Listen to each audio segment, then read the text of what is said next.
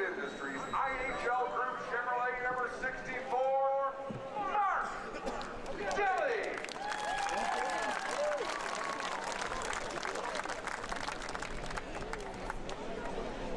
Starting 8th from Halton Hills, Ontario, the new Techwood Dodge number 59, Gary Lute.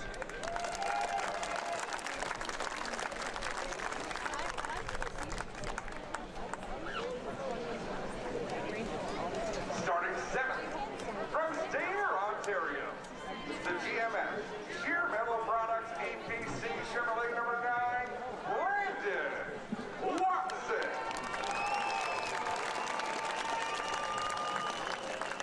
For the most recent NASCAR Pinty Series event, the Newfoundland Touring Move of the Race Award goes to Brandon Watson in the number 9, Sheer Metal Products APC Chevrolet.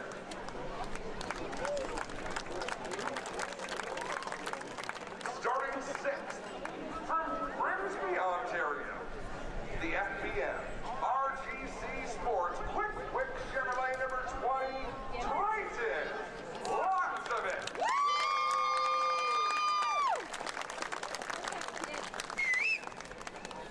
Race fans, your top 5. Starting 5th from St. Leonard to Aston, Quebec, the GM Paillet Chevrolet Canada number 96, Mark Antoine Everett.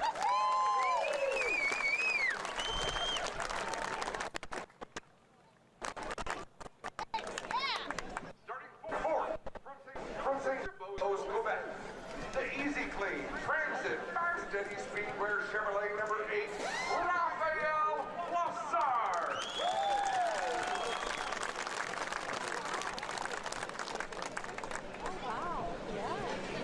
Starting 3rd from St. Thomas, Ontario, the Castrol and Wheelwright Fuel Donkey Dodge number 17, DJ Edmonton.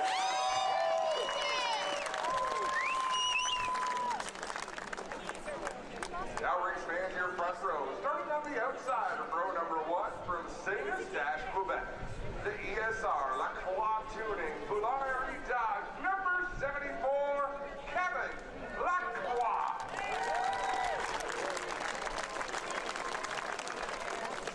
Leland Industries sponsors the Lap Leader Award. This award goes to the eligible driver who leads the most laps in a race, with a special year-end prize also being awarded.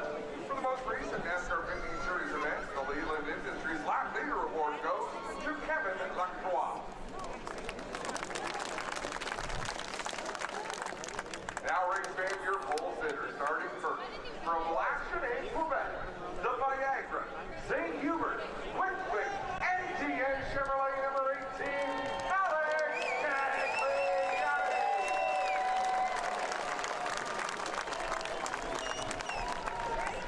E3 Smart Plug sponsors the pole award from the NASCAR Pinty Series. This award goes to the fastest qualifier each event and includes a year-end award for the local pole award. Join my water.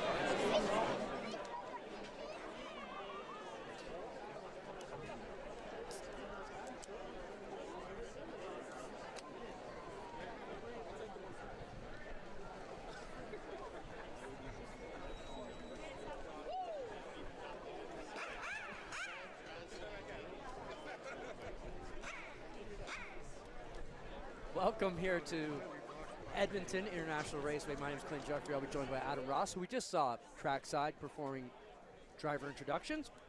It's been a great day here at the Raceway. Hot, sunny today. Track conditions have been absolutely picture perfect. And as we wait for Adam to get up, we'll talk a bit about some of the stuff that's gone on. Most recent race for this tour was at the Toronto Indy, where Kevin Lacroix picked up the win and took over the point lead in what's been a very tight battle so far this year. We've got 20 cars here today. A couple of them from the West Coast, so that's awesome to see some local drivers in on the play. And, of course, all the big players here in the NASCAR Pinty Series have made their way west to compete in a three-race series out here. They'll start tonight at Edmonton International Raceway for the Bear 300. And then we'll move on to Wednesday to Saskatoon, and it will be the Twin 125s brought to you by Leland Industries. So Twin 125s coming up Wednesday, one 300-lapper here tonight in the Bear 300. Once again, drivers just getting strapped in. We wait for the command to fire engines in just about a minute or two's time. They've just finished anthems here, as we saw on the stream, and we'll be ready to go racing here in just a couple of moments' time.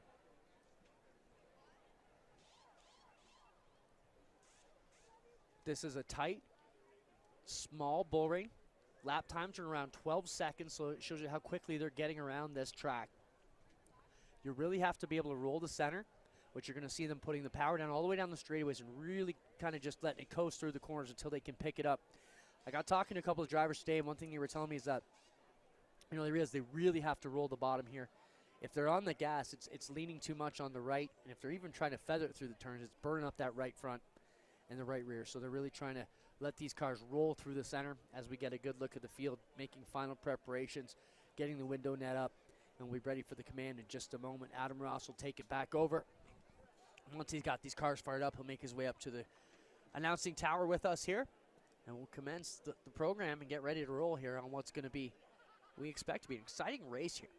Fairly wide turns, lots of room to make moves, and we're going to see who can get it done here. It was great during the driver introductions to see some of these drivers get some great receptions. I mean, it looks like we've got the crew down there assembled and just about ready to give us the command.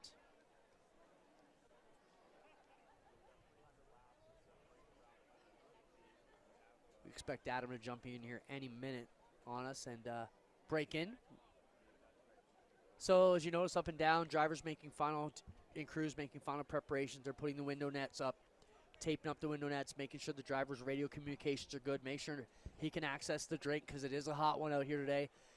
I can tell just from our announcing position, it has cooled off in the shade quite a bit in the last hour here, so we'll see how that changes to these drivers handling on the cars. But these are veterans. They were set up and ready to go to deal with the changes that come on throughout the night. Take a quick look at the point standings as we get into the event here today. Kevin Lacroix leads Marc-Antoine Cameron by just shy 3 markers. And it's another 5 back to Gary Clute, who sits 8 markers out of the point lead. And then you got Alex Tagliani and Trayton Lapsevich in the top 5.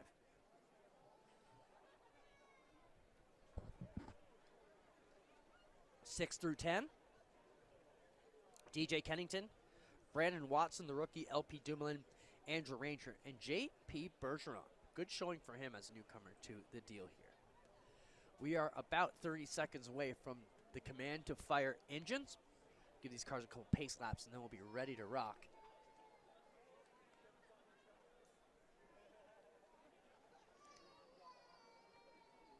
So all the drivers getting ready to go, and we're about 10 seconds away from firing off this race. Once again, live from Edmonton International Speedway, getting prepped for the Bear 300. We'll turn it back down, Adam Ross, to get ready for the command.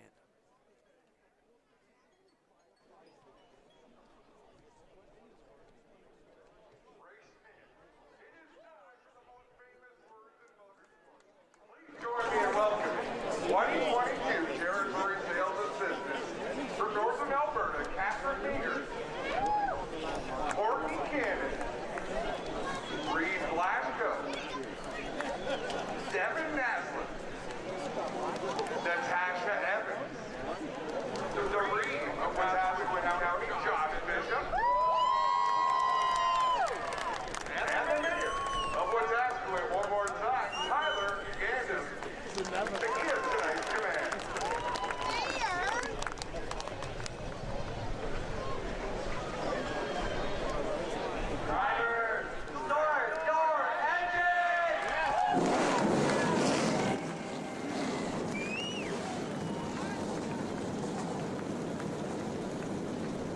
there we have it. We're just about ready to go here. They will push these cars off the grid and get ready to roll. Teams clearing out. We'll get the dignitaries out of the way. You can see the NASCAR officials directing everyone around. They will pull the cars up, make sure they have all fired and that they can all move under their own power. Then once they've made sure everybody's good to go, they'll roll off the pace truck, or I should say pace car, and get things rolling here. What a great sound as the cars rumble to life here. As we look at the upcoming schedule, we mentioned earlier we are here at Edmonton International Raceway for the Bear 300 today. Then Wednesday we'll move on to Twin 125s for the Leland Industries. Twin 125s at Sutherland Automotive Speedway in Saskatoon. Then they head back to Quebec for Les 60 Tours Russell Medal for the GP3R Grand Prix Trois Rivières event on Sunday, August 7th. Then they move over to the dirt, first time ever for this series at Ohsweken Speedway on Tuesday, August 16th. Then back to ICAR, August 27th. Then Canadian Tire Motorsport Park following that around September 4th. And then Delaware Speedway for the finale, Sunday, September 25th.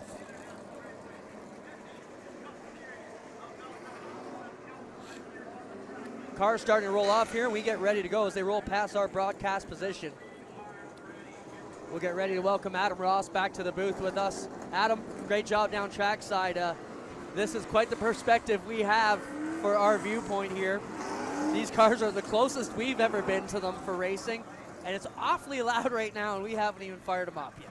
No, we're right in the middle of the action, Clint. I love the vantage point we have here down in turn number 1, because we're looking the length of the racetrack. We really get to see what these cars are doing, and trust me, handling is going to be an issue. Well, we are right near the camera 2 perch, like 4 feet from it. So when we give you that view, we'll point out like that's where we're watching from, and you'll be able to see it.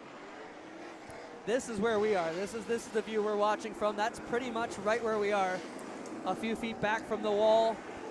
And Adam, predictions on today? Yeah, there's going to be a lot of hurt feelings tonight. I predict that, Clint. I think tonight's going to be the kind of racetrack that Brandon Watson will really excel on. You know what's funny? I was talking with our truck crew here earlier, and we had the same conversation. I said if the car runs well and he has a solid day without any problems, Brandon Watson could be a car to watch here today, Adam. He's got the right temperament, Clinton. He understands what it takes on these tight racetracks. And I think he's going to have a good night. But what's crazy about this, number 1, this is the biggest crowd we've ever had out here in Edmonton. They have added those grandstands.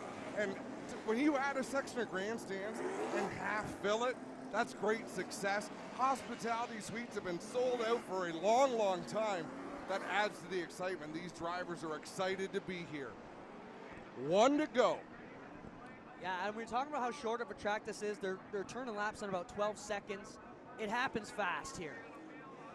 No pit stops anticipated here tonight. There will be a halfway break. So if you've got to go down pit road, you're going to have a tough night. It's a unique pit road because they pit on the right side and the left side of the street. But it is time to go racing. Alex Tagliani on the inside and the ultra-aggressive Kevin Lacroix on the outside in the number 74. All right, pace car getting ready to make the hard left to the infield pit road. We're ready to go. Tagliani and Lacroix, the point there on the outside. Bring us to the green, Adam. Alex Tagliani waiting for green flag to be displayed. It is out, and what a launch for Alex Tagliani. He gets down into turn number 1. He'll clear Kevin Lacroix. Lacroix's going to settle into second. I don't know if that was orchestrated, but the top 3 did exactly what they wanted. Get single file and start clicking off laps. DJ Kennington will pull up into the 3rd position, and right away Marc-Antoine Cameron and the 9 of Watson jumping down, and we see a yellow on the tow truck, Adam, but I don't think that is actually a yellow, right? No yellow flag. They'll get the lights out on that tow truck.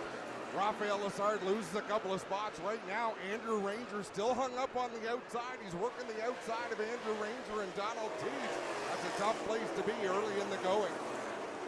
Yeah, Ranger stuck up on that outside groove, trying to find the way back to the bottom. Can't quite make it work as we get a big backfire. And Lacroix looking on Tagliani, gets into him into turn number 1. Little bit of contact as Tagliani closes the door firmly. Lacroix goes up over the rumble strips. He's going to make that pass. DJ Kennington, he's a veteran. He knows when the door gets open, you've got to follow him through. So Kennington looks like he's going to take over P2. Kennington will stick that shoe in the door, not allow Tags to close it. And here comes Marc-Antoine Cameron, arguably the fastest driver over the course of the season, Adam. Been running great, dominating a lot of races, not getting the wins he wants, but still a fast car for that new team. Yeah, Marc-Antoine Cameron, lightning quick in the 96. Alex Tagliani was fortunate. Cameron cut him a little bit of a break. He let him back in line. But up front, Kevin Lacroix and DJ Kennington setting a great pace out there. Trayton Lapsevich in. Oh, trouble. JP Bergeron goes around in turn number 4. And that will be a yellow. I'm amazed we haven't gone yellow. Yeah. I mean, where's he going to go? They're not throwing a yellow. He's stuck down on pit road and going to go down laps.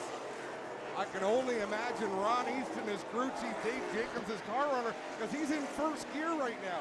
JP Bergeron in first gear, second gear. He'll grab third gear. The flagman's waving him to get going. I'd be waving back at the flagman myself with only one finger. Yeah, shocked that didn't cause yellow, but I guess they felt he was down clear out of the way, that they didn't need to now. He's trying to get rolling. He had to have lost at least 1 lap. Yeah, he's almost down his second lap right now, but fortunately for Bergeron, he was able to keep the car fired and get going, but that was a precarious position. DJ Kennington now on the back bumper of the Lacroix Tuning ESR 74 of the point leader. Got the nose down on the inside. Whoa, he had to get on the brakes there to avoid getting into the left rear of the leader. You got to remember, this is racing like DJ Kennington grew up on. He cut his teeth on tight bull rings. He used to travel to St. Eustache every Saturday. He'd run Delaware Friday, St. Eustache Saturday. This is his type of joint. You know, when you bring up Delaware, Adam, look at the inside rumble strips. It's a lot like Delaware. You know, the turns to the inside are exactly like Delaware. A rumble strip, a bit of runoff, and he's comfortable laying that left rear on it. And you can really affect the handling of the car by working those rumble strips. As Cameron to the inside of Alex Tagliani, Brandon Watson going to try to sneak through as well. And the field is closing in on some of the back markers. JP Bergeron, he is fast enough to be where he is ahead of the leaders, but the 3 or 4 cars ahead of them, not quite as quick. And problem for Brian Cathcart, he goes way up the track, and Glenn Stiers in the 0 is faster than Chantel Kalika in the 43. He's given her a couple of bumps, but not enough to really move her just yet. You know, I got to talk to Glenn earlier today, and he told me after qualifying, the crew finally realized what his driving mistake has been. He's gone the gas going through the turns when you really have to roll it. And he said, I'm feathering the throttle, and what I'm doing is I'm heating up that right front. I'm burning up my tires, and I don't need to be. He said, so I expect to see a different Glenn Stiers today. He said, I found the mistake I've been making all season long today. Glenn Stiers, Canadian Motorsports Hall of Famer, because of his prowess as a dirt sprint car driver. You have to be on the throttle to make a dirt sprint car turn. These stock cars are different. You want to let them roll. That's exactly what he said. He goes, in my sprint car, I got to be on it. And now he's on it because JP Bergeron on his back bumper. He's got around Kalika, who's hung up on the outside as the leaders funnel by. And I'll tell you, that's one of the first passes for position Glenn Stiers has made this year, showing a lot of speed, a lot of poise. Bergeron is right behind him, and Alex Tagliani has damage to the front end of that number 18. I just caught that as he went by. Now Mark Dilley on the back bumper, and Dilley knocking on Tag's rear door here, and the nose is down on Tagliani's machine. Doesn't appear to be a big issue out of him if it holds like that. But if the wind grabs him or he makes any more contact, he could be looking at a black flag. JP Bergeron gives the bumper to Glenn Stiers. He'll look to the inside. Stiers makes a nice save. Here goes Brandon Watson to the inside of Cameron. There is a lot going on right now. Leaders all over the back door of the GSR 0 as Lacroix tries to get around the outside of the rookie Hall of Famer as they work down the backstretch. Kennington also up on the outside, and here comes Watson, Cameron, Clute, and the 20 of Lapsevich.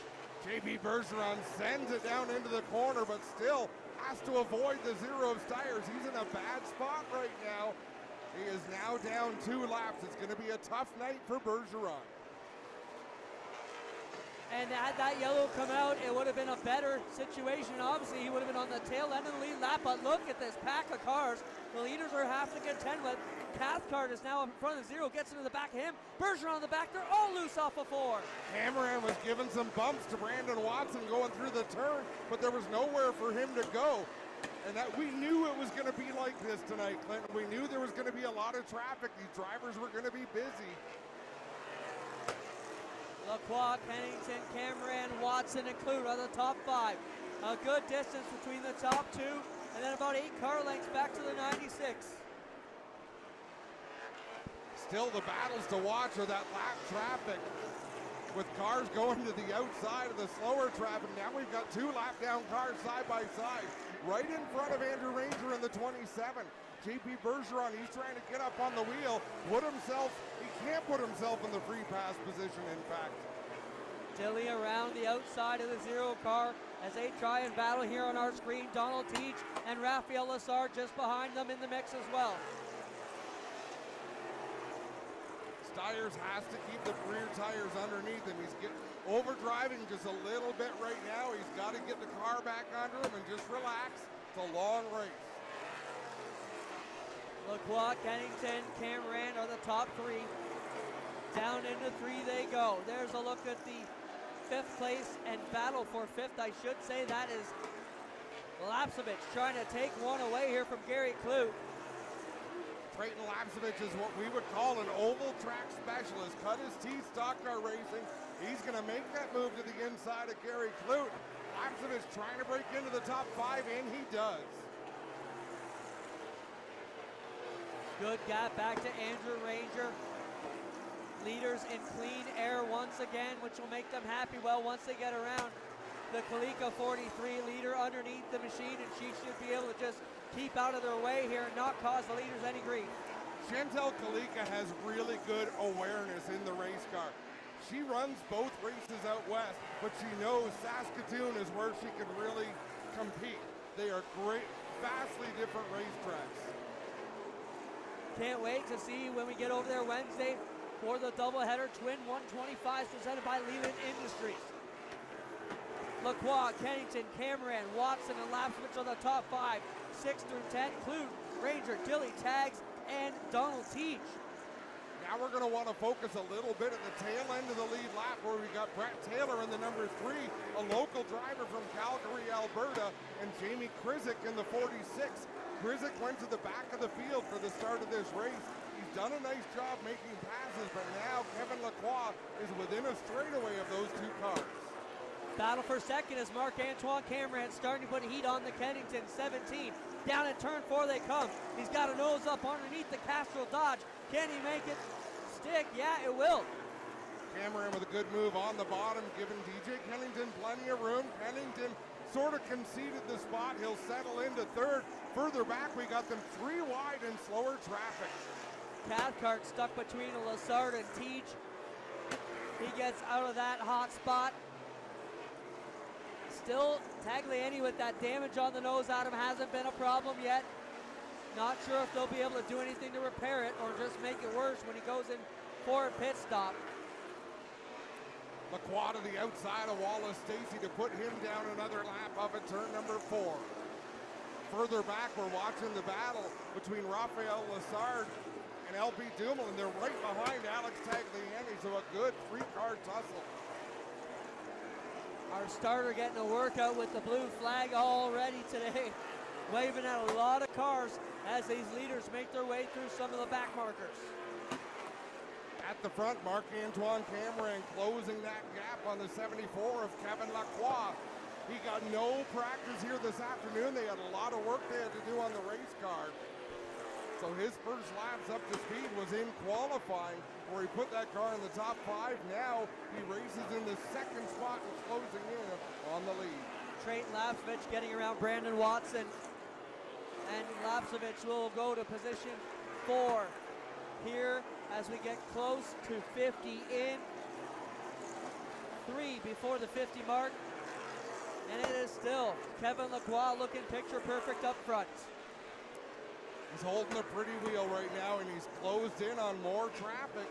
Jamie Krizik wants to stay on the lead lap. So does Brett Taylor. They're bottlenecked right now behind the 71 of Brian Cathcart. So Kevin Lacroix has to choose wisely where he's going to go right now with the 74. Up on the outside is the leader, and he's looking at the battle between Brett Taylor as he tries to get out Krizik and the 71 of Cathcart. Krizik with a big wobble on the inside of the leader. Brett Taylor needs to go to the outside before Kevin Lacroix gets to him, and I don't think he's going to. Well, he's going to give Brian Cathcart a push. Could shove Cathcart up to the outside too. Same thing. Oh, he gets to the inside of the 71. That screws up Kevin Lacroix. Here comes Marc-Antoine Cameron on the inside. He's going to pick up the lead. Cameron with a good move will take it down into turn number 3. Right past the 50 lap mark, he gets the move, puts the nudge on Krizik, and drives away from the Lacroix 74. Kevin Lacroix did nothing wrong there. It was the aggression of Brett Taylor doing what he needed to do that created that situation. But now Marc-Antoine Cameron knows he's got to keep going. Taylor going to move up to the outside and give room to the leaders. Cameron on the bottom, getting around the Taylor machine. Lacroix will slip through, and Taylor struggling a bit. He will fade down one lap here in the early going. We are already 53 laps in, 54 laps into this Bayer 300. Laps are flying by here, but as you said, Clinton, when you're turning under 13-second laps, things will happen in a hurry. Boy, they sure do. Cathcart still stuck on the bottom as Kennington and Lapsevich work their way by. We look at this battle right now. There's Kennington and Lapsevich trying to get around the Cathcart 71. Dexter Stacy trying to stay on the lead lap there in the 92. He has got Marc-Antoine Cameron right in his rear view mirror. He goes up the racetrack. That opens the bottom to Cameron.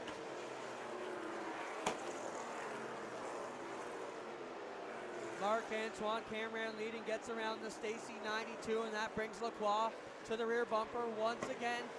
Starting to close in on the 96. Doesn't need to put heat, but has to stay within reach. No, and that's just it. This early in the race, you want to keep pace. You want to know how you stack up against the competition. Adam, let's talk about pit stops, how they work here at Edmonton. What do you know about it? It's a midway break race, Clinton, so around the lap 150 mark, they are all going to come down pit road. They'll take on tires and fuel in a non-competitive pit stop. So they will come out on the track in the same order they went in. Right on, thanks for the clarification. As we are still a long way away from that, about 90 laps before the halfway break. And we'll quiet things down and reassess the situation still. Cameron, Lacroix, the class of the field, but Kennington's been in the top 3 since the drop of the green. Yeah, DJ's just having a DJ Kennington kind of race. Keeping the car clean, he knows what he's got. He'll already be thinking about adjustments he wants to make at the halfway break. He needs to keep, trouble off of turn number 4. I believe that's Wallace Stacy in the 66, who goes around to bring out our first caution of the night. Backwards out of turn number 4. The 66 of Stacy will get turned around and get ready to go.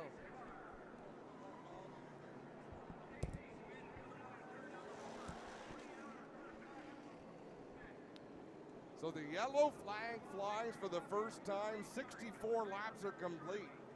Marc-Antoine Cameron is the race leader with Kevin Lacroix second in the 74. DJ Kennington is third in the 17. Creighton Lapsevich is fourth in the 20. Brandon Watson is fifth in the number 9. 6th through 10th, Andrew Ranger in the 27. The 59 of Gary Clute, the 47 of LP Dumoulin.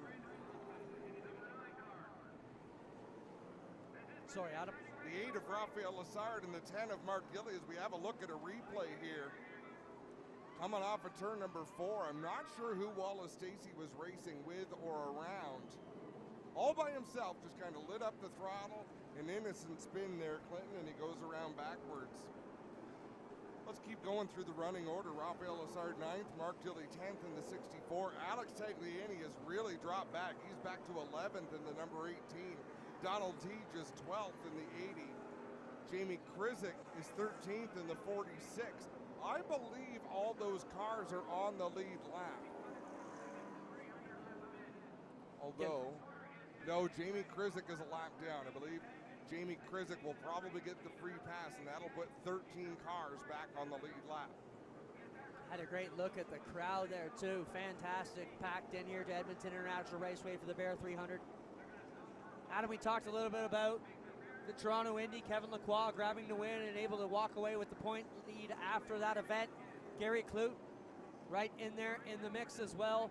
But the second place machine, you know, so close where we are with the point standings. Marc-Antoine Cameron been the dominant car. He's 3 points behind, and then Clute is 8 points behind. Still anybody's season with a bunch of races still to go.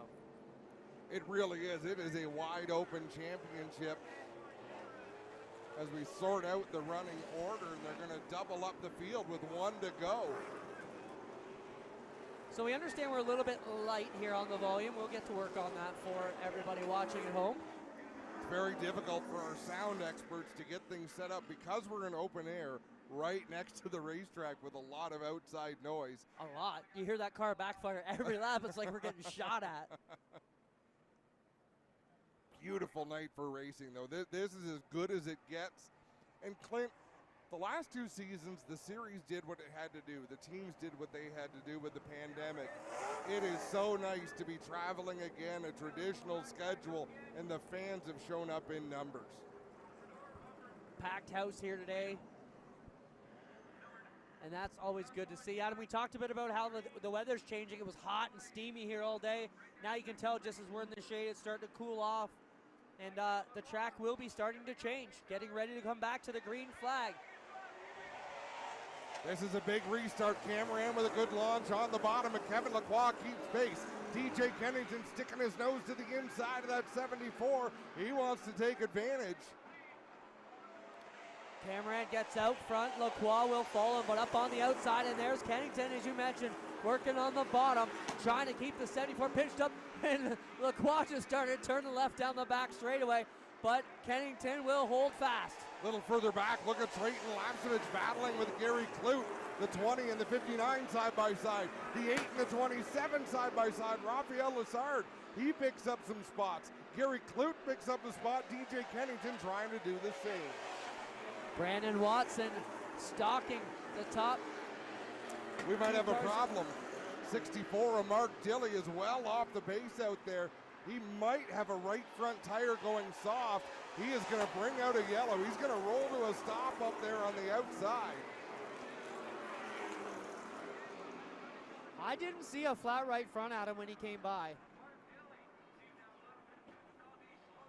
It wasn't completely flat. It might have been soft, but there might be damage that to left the left front. Yeah, I was looking at that. Yeah, I think you're right, Adam. The left front's got issues. Let's see when it looks out of round or something almost. He's going to bring it down pit road to the attention of Reno Montanari and the crew. So Mark Dilley has already called. He must think it's a right front issue because that's the tire they're going to work on. Yeah, I don't see any problems with or anybody going to that left front.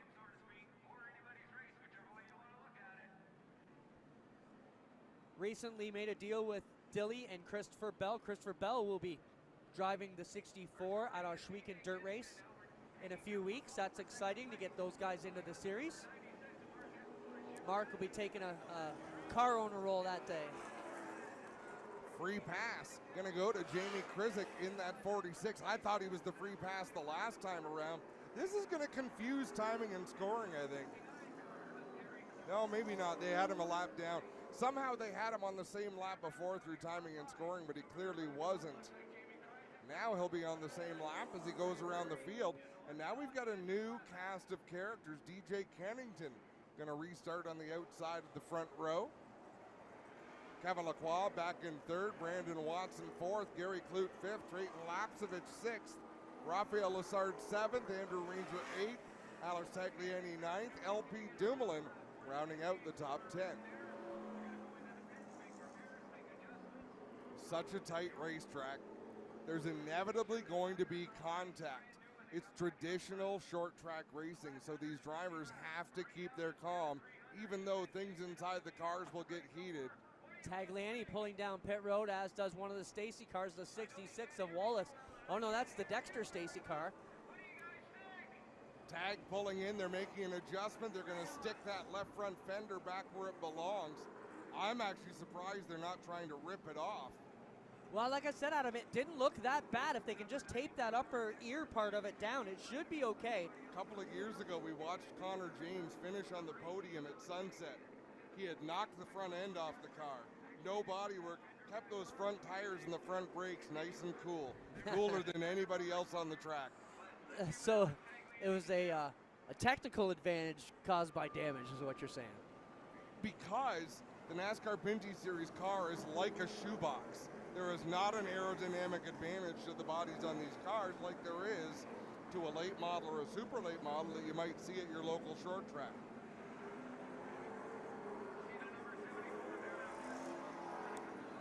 Cameron still the leader here, pacing them under yellow. We are closing in on lap 79 here under caution. Mark Dilley going around some of the slower traffic as though he's a lead lap car. He is not a lead lap car, so. And he would not have got the free pass, though, would no, he? He's getting some bonus positions right now. He's using his veteran stature. Okay, now they're getting on him. No, 64, you're a lap down, go to the back. If you don't try, you don't get. So when he pulled up on the back straightaway out of turn 2, the leaders went by. They did not throw the yellow. That's when he went down the lap. Because whether it's yellow or green with the NASCAR Pinty Series, every lap counts. The only time they won't count laps is after the halfway break when they come up for their pace laps.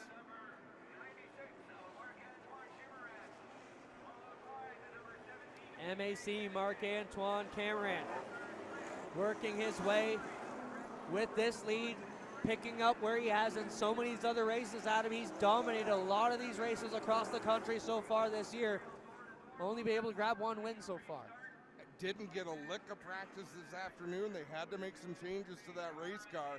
So this is an impressive display by Marc-Antoine Cameron, crew chief Robin McCluskey, and what a slow march to the restart. Kennington hard on the gas. He may have a run on the outside. Gets the nose out there on the outside of 2. DJ Kennington really rolling the top of the racetrack. He'll roll up the outside of the 96 Cameron, trying to nose around. Can he lead at the stripe? He does. The 17 is the leader. Cameron battling back on the inside. He will lead this up. Oh, they all got across the nose of 74. Lacroix had to lift. Watson kept his foot in it, went to the outside, and Clute had to get out of the gas as well. That works out for Brandon Watson. It may backfire at this point. He's just trying to find an opening to get back to the racing groove. So right now we're back to the top 3 we started with. Gary Clute doing a good job to run in the 4th spot. He'll clear Brandon Watson, and Rafael Lazard fills the hole in a hurry. Watson was looking to the outside there to make a move on the 59, and when he did not get back in line soon enough, Lazard filled the gap, and now the number 8 car rolling on the bottom, chasing the 59 of Gary Clute. Side by side for second, Kevin Lacroix down low, DJ Kennington up high. Gary Clute keeping his front bumper right up on the back end of the 74. He's going to capitalize on this opportunity. 2 wide for 3rd, Clute, Kennington, then 2 wide for 4th and 5th, or 5th and 6th, I should say. Lazard and Watson, and 2 wide behind them. We got a race. Great battles front to back right now. Kennington gets down in that 4th spot. Brandon Watson just inches away from being able to clear the 8 machine, but Lazard drives it deep into turn number 3, maintains that position. Cameron gapping Lacroix a little bit now up front, but the battle is the 8 and the 9. Into 3 they go with LP Dumoulin right on the rear bumper. 89 laps complete, so there's still 60 laps before the midway break. Brandon Watson clears the number 8 of Rafael Lazard. Can he close the door? Yes. Watson falls down into that 5th spot. Lapsevich up on the outside, trying to battle with the defending champ, LP Dumoulin's WeatherTech Dodge. Lapsevich getting the nose out front. Can he come down across the nose of the 74? No, he can't. LP did a great job of filling that gap into 1. Yeah, he sailed it down into the corners. He knows how important it is. Every position matters out here. Creighton Lapsevich trying to squeeze LP down, but LP really with a good running car on the bottom of the racetrack.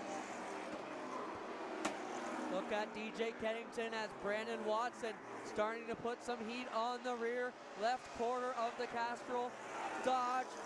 This GMS 9 of Watson has shown some brilliance this year, Adam. You and I have covered him for the last few years. We know what this rookie's got. He is a talented oval track racer, and he's done well on the road courses as well. So these oval tracks are really where Brandon Watson is going to shine. Was running the top series in Ontario, wanted to move to the national level. Been a great addition to the tour with the White Motorsports prepared car running well here today. Back at the front of the field, Marc-Antoine Cameron with about 5 car lengths advantage over Kevin Lacroix. Raphael Lessard putting the pressure on DJ Kennington, running with the front bumper of that number 8 right into the back of the 17 Kennington. Not really giving him a push yet, but now he looks to the inside. Either way, Kennington ain't gonna like it, leaning on him like that. But he's able to maintain the position, which is the battle for 5th. Lessard fell back a long way on the start of this race, making his way back through the field. Contact. When you rub bodies, front bumper to back bumper, you'll wiggle the cars a little bit. As soon as you touch tires, rubber on rubber, they react drastically. And boy, we saw it there. Now, LP Dumoulin trying to take care of the Lessard number 8 with Andrew Ranger on the backside. 3 of Quebec's best going at it right now. Dumoulin driving that 47 hard. He clears Raphael Lessard. Power move by Dumoulin on the outside. LP, what a great champion he's been, and now smoke out of the Brett Taylor number 3. Brett got a huge ovation from the Alberta crowd here during driver introductions. And once again, tough luck and technical problems befall the Brett Taylor number 3. It looked as though the smoke was coming out the right front wheel well of that race car. So whether it was a tire going down, it looks like Brett Taylor is ready to make the turn towards pit road, so that car is running. And he just missed Jamie Krizik. Now, was that a shot maybe, or were they racing near each other? Maybe, but I don't necessarily think so. I think it was just a matter he needed to get to pit road, but you never know. That's a good point. Maybe he felt that the Krizik 46 cost him that left, or sorry, right front. But the crew down there to get work on that.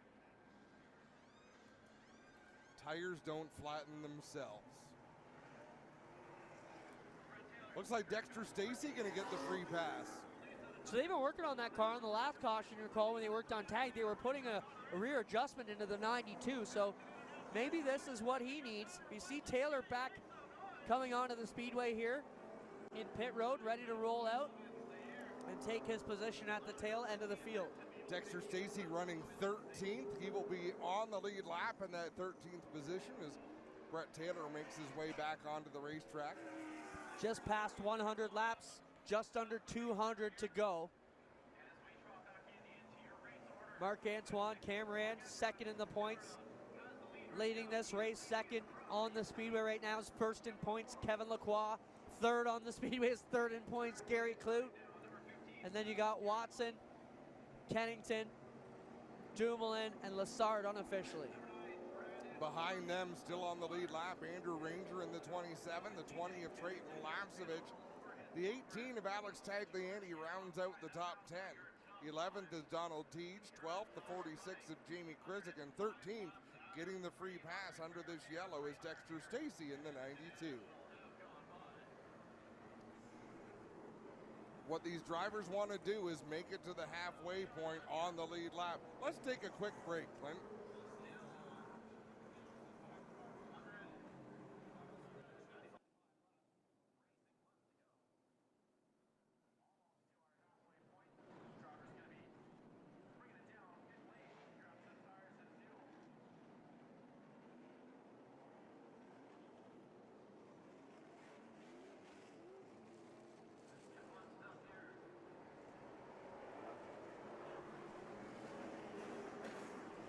Welcome back to Edmonton International Raceway, the Bear 300, just over lap 106, getting ready for the restart down the back straightaway. They just said one to go at him, but they re-threw the yellow as either Kalika's got problems here in the 43 or she's out of the position.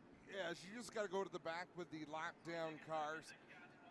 They can go one to go and sort out the field double wide, but it's hard on a quarter-mile racetrack to get everyone in the right spot and ready for a fair restart. And it's important to mention. They've got to do things fairly because that's the way NASCAR rolls.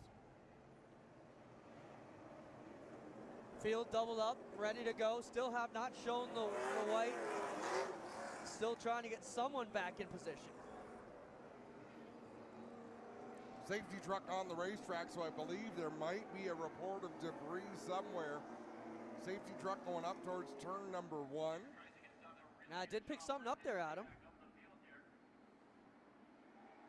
Looked like maybe a small piece of wire or something. I don't know, hard to tell what it was. Could you see what it was? No. But we could barely see it, but the official did get out and pick something up. Something that close to the flag stand. Mike Charret is going to catch that, our starter for the NASCAR Pinty Series.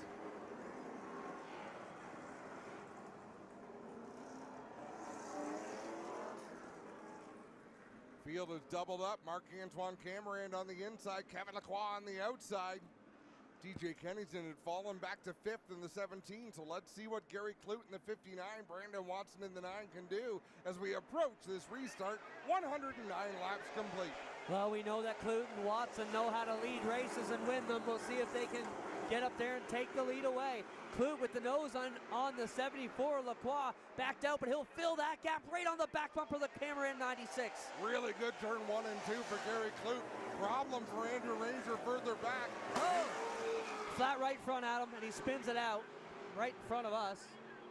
Yellow flag flies as Andrew Ranger goes around. Yeah, it's definitely a flat right front. I saw that when he come around. A veteran move. He grabbed a gear and took off before he was going to lose a lap.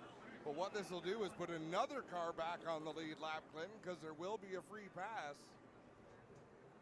You know, you and I cover a lot of short track racing, Adam, and depending on where you go, the rules are a little different. But we always say you got to play the game right. And Ranger did a good job of just spinning out and not just stopping to get a yellow, because sometimes that will draws the wrong type of attention. Yeah, I was going to say ire, but you're right. The wrong type of attention is a good way to put it. So Mark Dilley is going to get one of his 2 laps back. And this is going to be a fun night, Clinton, because we're going to demonstrate how patience and understanding of the rules really pays off in this series.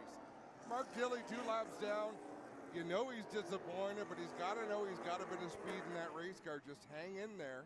I don't see a flat right front on the 27, Adam, but I see all of the markings are rubbed off of it, and it looks like it's cambered a little bit the wrong way. It could be the pit road hadn't opened yet.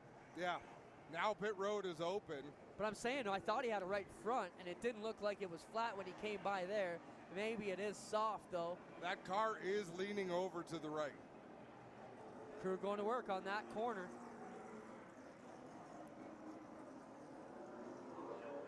So for the second time tonight, we see drivers with right front tire problems, the tire not being completely flat, but looked like they had a problem with an air gun. An adjacent crew running over to give them some assistance. They'll make a rear chassis adjustment while he's in the pits as well, and Ranger, Cameron's teammate, will drive away. Dexter Stacy back in the pits. They're going to make another adjustment on the other side of that car. They made a left rear adjustment on the previous pit stop. Now they've gone around to the right side. So still trying to throw some stuff at the wall and see what will stick to the 92 and give him a bit more bite here. Working on that 115 under yellow here in the Bear 300 live from Edmonton International Raceway. I'm not sure Andrew Ranger didn't lose a lap on pit road there. Didn't seem like they were taking that long, but problem with the air gun. And I think Ranger might have gone down a lap. Now, if he went down a lap just now, he won't get the lucky dog, will he? Not under this yellow. That's no. what I thought. You can't be the cause of the yellow and receive the lucky dog, correct? And they give the lucky dog the free pass based on the car that was a lap down when the yellow flew. Ah, makes sense. Rules. That's why we've got you here. 15 plus years in the tour. I'm about working on my 15th race if I could even get that far. So great to have you here, Adam, filling us in on all the particulars with the tour, because a lot of stops we go, there's different situations. It was great to see some of the fans in the autograph session, you know, say welcome back, thanks for coming out, and then we respond with the same message. Thank you for coming out. Yeah. It's great to be back to normal. Still under yellow here, Cameron, Lacroix, Clute, Watson, and Kennington. Looking at, it looks like they're in the same running order they were in for the last restart. Yeah, I'm not sure what they're trying to sort out here. Want to welcome everybody watching at home. If you could be with us here in Edmonton, Alberta today, the stream portion of this tour has really picked up a lot, Adam. We see the comments. We appreciate everybody reaching out to us and letting you know that you got an interest in this fantastic series, even if you can't travel around with it. No, for sure. Great to be out west. Different time zones. So back where we're in Ontario, it's 10 o'clock at night. Which is crazy, because it doesn't feel that way. No. I guess this is how you end up with jet lag, because it feels like it should be 8 o'clock here in Alberta. My body tells me I should have slept hours ago. Selfishly, I'm excited because I could watch timing and scoring from Flamborough Speedway in Ontario before to see you my have son. to go to work. 2 top fives tonight for Connor, 2 fifth-place finishes. So that was awesome, and now we get to call a big race out here. So Marc-Antoine Cameron still the race leader in the 96. Lacroix working that outside groove. Clute still hanging around, and Watson, the guy we spoke of earlier, trying to migrate a couple more positions to the front.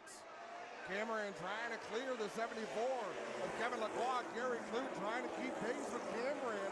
He'll get a good run through 1 and 2. Right up alongside Lacroix for that second spot. They'll race side by side off turn number 4. Clute with the second position.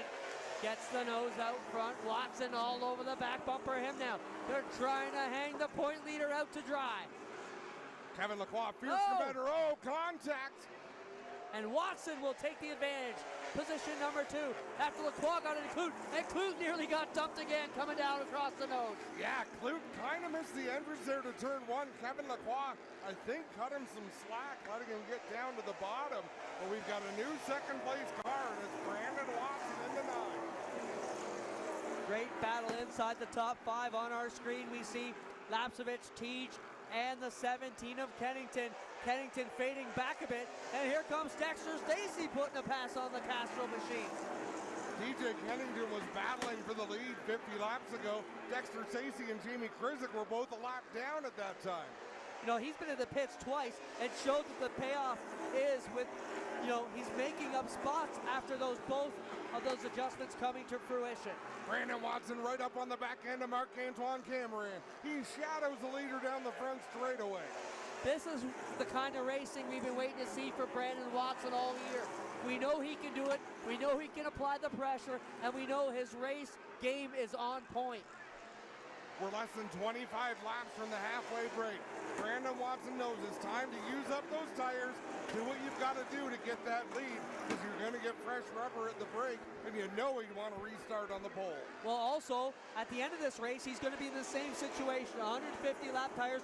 Let's push the situation, see where we can get to. Steyer's in the pits and back out now. Shame for Glenn Steyer's really having his best run of the season, but he's still going to be out there running quality laps in that zero machine. On our screen, it is Dilly. Oh, Taylor slow again.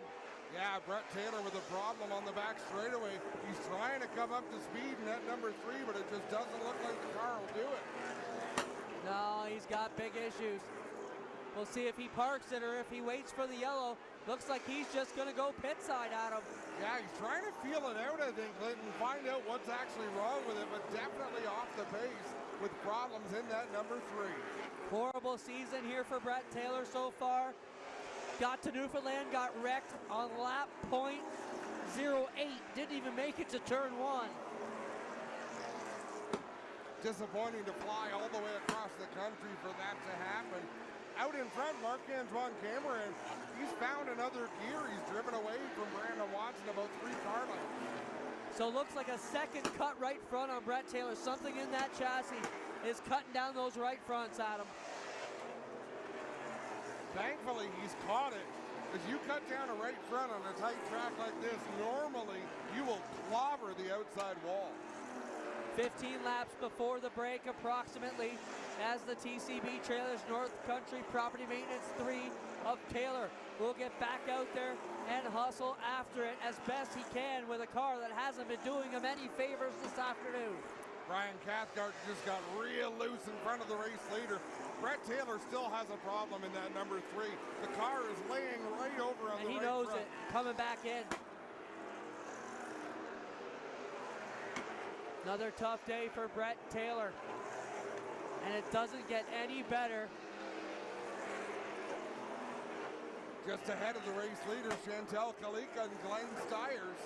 Cameron pulling away from the 9 of Brandon Watson. Kalika drives to the inside of Stiers. They're too wide right in front of Cameron. Let's see what the leader does, how he parks the C's here. Stiers will give way, as will Kalika to the leaders. Cameron through, Kalika back to the bottom. Watson in there now, but he's about 10 car lengths back of the Kalika 43. Contact at the back here, LP Dumoulin on Kreisig. Jamie Krizik closed the door on LP Dumoulin. Dumoulin, defending series champion, says, no you don't. I'm here and I'm staying here. They still go battling, and Dumoulin lost the handle there and got up into the side of Krizik. All this happening right behind Dexter Stacy in the 92. And now LP Dumoulin off the pace. JP Bergeron drove right into the back of the 47. Yeah, the right front looks all right on that 47, but Bergeron is applying heat. We look here at Lacroix and Clute as they battle for position number 3. I smell a rear end going, and there is fluid all over. Is that fluid line around the inside? I think there is, yes. So someone, I believe, is losing rear end grease. It might be Glenn Stiers in the 0 car. He's getting loose out there, maybe in his own fluid, but that is a serious line of liquid that will be giving these drivers fits. You know, I'm looking up the back to see, can you see it coming up anywhere? I don't see anybody with it. With rear end grease, you normally don't. You'll see it spider web out on the rear wheel, but everyone runs black wheels, so you can't see it. Yeah. And look at, Brandon Watson has moved up a full lane on the racetrack. He wants nothing to do with that oil. Kalika just slid right through the bottom of 1 as well. So the drivers are basically saying, look, there's a problem out here. Cameron is going below the oil. Watson is going above the oil.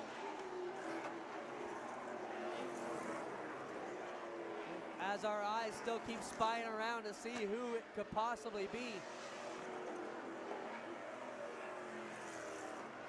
I'm not sure if I just saw smoke out of the back of the Dilly 64.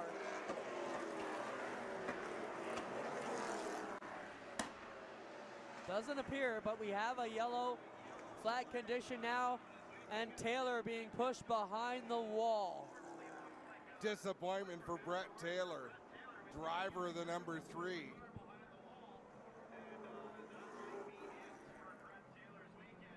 So will this end up being the halfway break, Adam? 148 with the yellow out? Most likely. The way we will know is they'll gather the field behind the pace car. When it's time for the halfway break, they take the top running car a lap down. Instead of the free pass having to wait for the 1 to go signal, they send the free pass immediately to make up his lap or her lap, and then they'll call the break. Does that mean the 27 a Ranger? That would be Andrew Ranger. He had gone a lap down. So let's see if he stays behind the pace car, if they send him right around. One of our buddies just telling us Brian Cathcart is the one who's dropping the oil. So we'll see if that's the situation.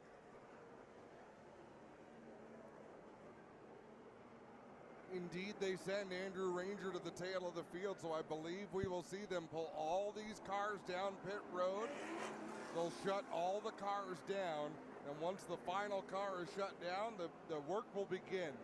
They fuel the cars first, then they put on tires, and then the teams have just a couple of minutes if they want to make any further adjustments. Marc-Antoine Cameron continues his leading ways He has led a lot of laps this year. How cool is that shot? That's right above us. That is the spotters. So the hospitality suites are seat cams. I love that. Welded together. It's a great view. All of the seat cams are cut out at the front with garage doors. Yeah, if they pan down a little bit, he might have seen us. They'll pan back to a great crowd. A lot of them heading down to the concessions or the washrooms. You know what I found here? What'd you found? Pinty's Flings. So I had chicken for dinner. It was awesome. Nice, nice. Do you want some? No, thank you. They're only 3 hours cold. And with that, we'll be right back. Are you want to set this up, Adam, before we take a break? Brian Cathcart just turned completely sideways on pit road, so that's an interesting. I think you didn't want the officials to see the rear end gear leaking out. That could be. No, we're kidding. Obviously, as the crews get assembled, we'll take a short break here on the stream and be back to call these pit stops for you.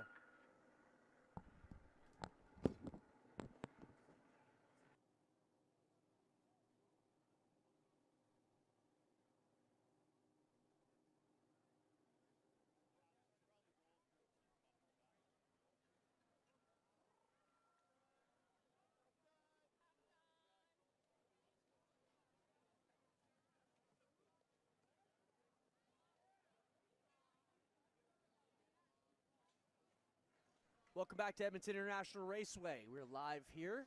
Pit stops getting underway at the halfway break in the Bear 300 for the NASCAR Pinty Series. Western Swing, race number 1. 2 more to come this week. Adam, we will move on to Saskatoon on Wednesday for Twin 125s presented by Leland Industries. Always a fun night at Saskatoon. I love weeknight racing. And some of these races, Clint, is great out here. We come out to Edmonton International Speedway, and it's the thing to do. When you go to Ontario, there's certain places you go to that if you race on a Saturday, you're competing with a lot of other venues.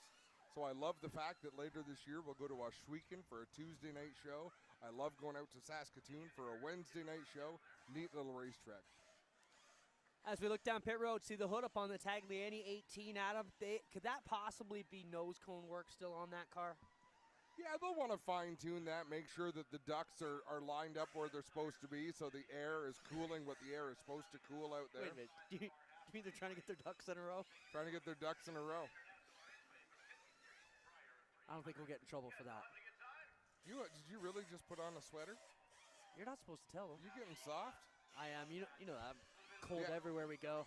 The action is cold hot. In the desert. The action is hot in Edmonton. No sweaters required.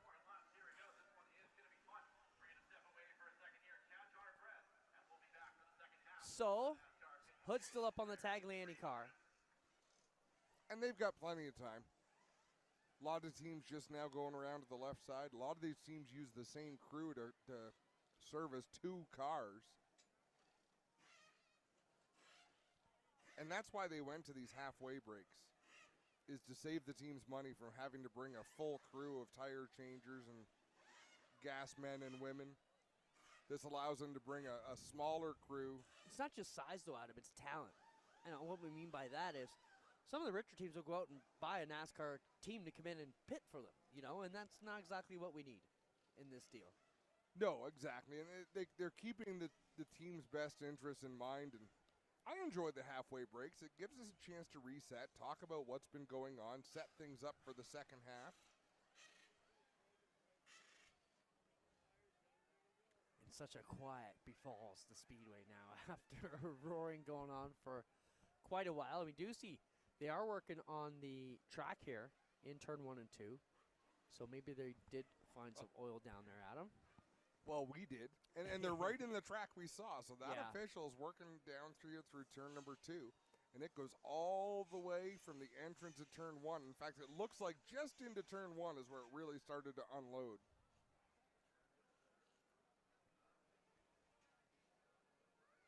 Hood goes back secure on the Viagra machine for Tagliani. That's the one situation we were looking at. We see them down there working on the Paillet 98 car, trying to put some tape on the right front of that one. Right behind Tagliani is the 20 of Trayton Lapsevich, and there's not a lot of work being done on that race car. Same with J.P. Bergeron in the 1, Rafael Lessard in the 8. So it's just routine maintenance on most of these cars. Gary Klute's car still up on jack stands down there on pit lane, the 59 machine.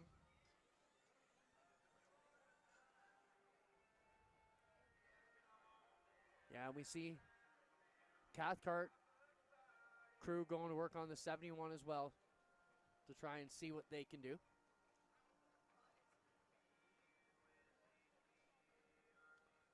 If you're interested in the series, Adam, there's lots of places you can find chatter about it. Just search NASCAR Pinty Series, search community boards, whatever you got to do, and lots of stuff to see out there. I really like the NASCAR Pinty's page on Facebook, the community page that Cam Harris is involved in. Just reached 50,000 followers, likes. That's amazing. Members? 5,000 members today. 5,000. That's still amazing. It's like 50,000 only without a zero. The Canadian conversion. I got carried away. It soon will be 50,000. Great series. This series is moving in the right direction. 20 cars, 20 quality cars. There were times when we traveled the country. I remember going down to Riverside in Nova Scotia where there was a couple of starting parks. Took the green flag, pulled right into the pits. And that's tough when you only got 18 cars, right? Like, every one of the 20 cars here in attendance are here to race. And that's something to be said about the series, too. You know, nobody wants to just ride around and park it. No, you want quality races. You want people who are learning. You want people who are veterans. We've got comers and goers in their careers. Some people come here to extend their careers. Some people come here to start their careers. Great way to put it. We got to be closing in on it shortly. We're at 150 in the Bear 300. 150 laps to go here in this quarter-mile bull ring in Wetaskiwin, Alberta. Just south of Edmonton. Well, you got your directions right. I do now. You weren't sure which way we were driving when we left the airport. Man, today I've been on 2 airplanes, a monorail, and a couple of cars, all on about 3 hours sleep. I'm lucky I can still talk or sit upright even. We talked about this earlier. You can't say it like that. You got to say monorail. Like it's yeah. Like you're selling it. Oh, what was the name of that salesman? Now it's got me thinking about it. I don't know. That's the best Simpsons episode, though. Oh, the things that amuse me. There is Speedy Dry all the way around this racetrack. Yeah, they definitely have to clean that up. The fact that drivers were avoiding that strip of oil on the racetrack, some driving under it, some driving over it, tells you it was a serious issue out there. Where's the tips? So yellow flag being displayed, that means they're going to send. Can I have your cutters? They're going to send the field back out behind the pace car in the order they were running.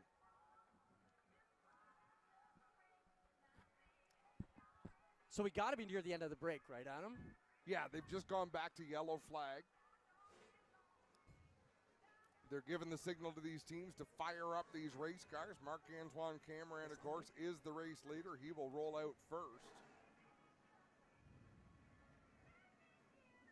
Brandon Watson in the 9 is second.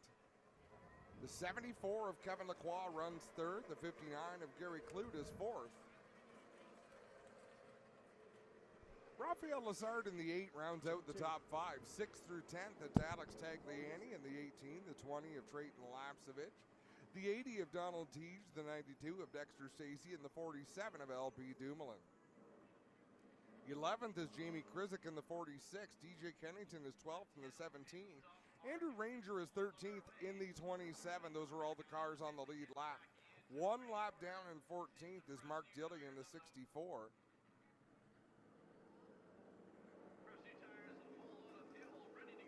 Brian Cathcart is 3 laps down in 15th, but I'm not sure if he's going to make it back out on the racetrack.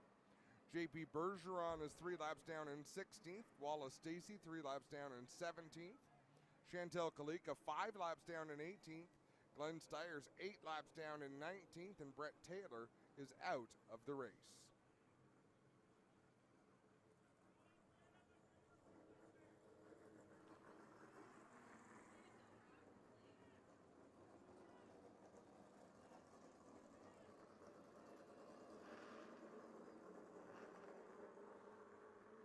So a lot of activity going on out here. Trayton Lapsevich in the 20.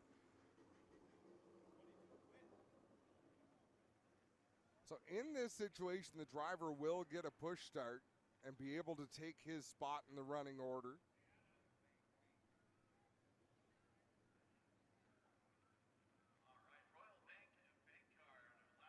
And there's still some work going on out on the racetrack with oil dry, where the rear end grease from Brian Cathcart in the 71 was spread around the racetrack in the inside groove.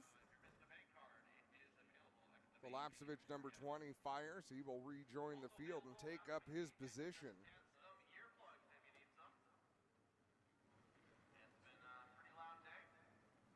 And we will get Mac to yellow flag and get this race resumed. The Bayer 300 laps is the scheduled distance.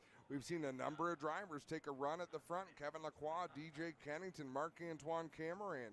Brandon Watson worked his way through the field in that number 9. And there's even more players who haven't flexed their muscle just yet.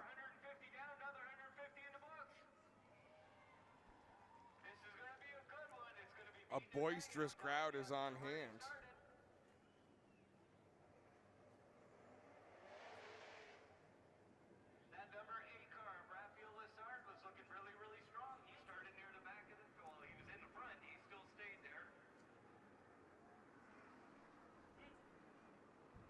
So they're going to hold the pace car there in turn number 4. They'll run the field up. It looks like Raphael Lessard's number 8 machine might need a push start from where he stopped on the back straightaway.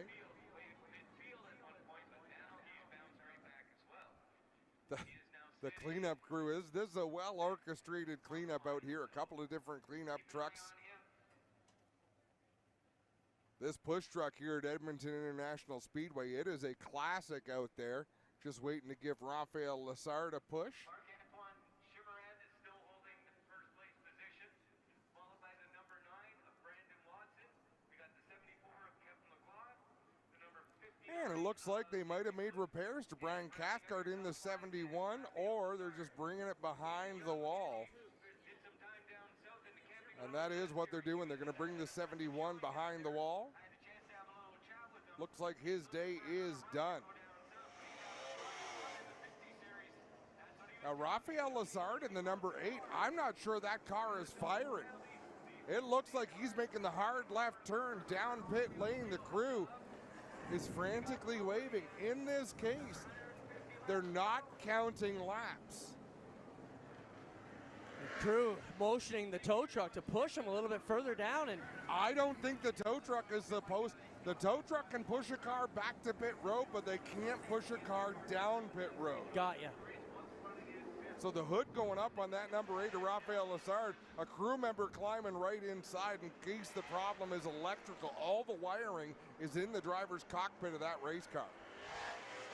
And tell them to crank it over and try and fire. So it looks like they may have found problems. Now it looks like they've got the airbox off and possibly looking at the carburetor, trying to figure out what is wrong with the Lessard machine. They're going to be a few laps working through this oil dry, so the team probably has about 3 to 4 minutes to try to make repairs and do whatever it's going to do, with laps not counting. We just had someone ask, is Cathcart out? Cathcart is out of this race. He's parked it on the back straightaway. So the 71 done. Yeah, we can see him standing in the middle of the infield there talking to some crew members. You very rarely see Brian Cathcart anything but happy. And now we're going to have a bit of a messy track as the speedy dry is going to kick up some dust here for a few laps. Mark Dilley is on pit road in that 64. The hood goes up on the Leland machine. So we got hood up on a couple of race cars as work continues on this racetrack. They're going to double up the field, but the lights are still on the pace car. This restart is going to be a wild one. I think it favors Brandon Watson in the number 9 because all of the oil dry is on the inside groove. Still under yellow. Dilley making his return in the IHL Leland Industries 64 car. And I mean, they are all up in the Raphael Lessard number 8. One crew member has just climbed right into the engine compartment. One crew member, I believe, is still inside the race car. And the 64 is not right. He's coming back in the pits once again as well. Tried to drive it out of the back side, and it just didn't really get up to speed. And we still under yellow, but still. And this is a good time to have problems, right, Adam? Because we're not counting laps yet. It's the best time to have a problem. If you're going to have one, this is the time to do it. So whatever was the case on the 64, it surprises me that they would have thought they solved a problem but didn't. So they continue to search under the hood. Lots of hands up in the 8 machine of Raphael Lessard. And actually in the car, now they're climbing right in the engine bay.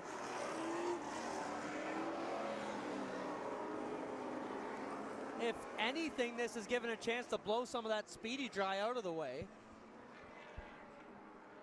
Don Thompson Jr., the crew chief for Kevin Lacroix, is down there lobbying NASCAR officials.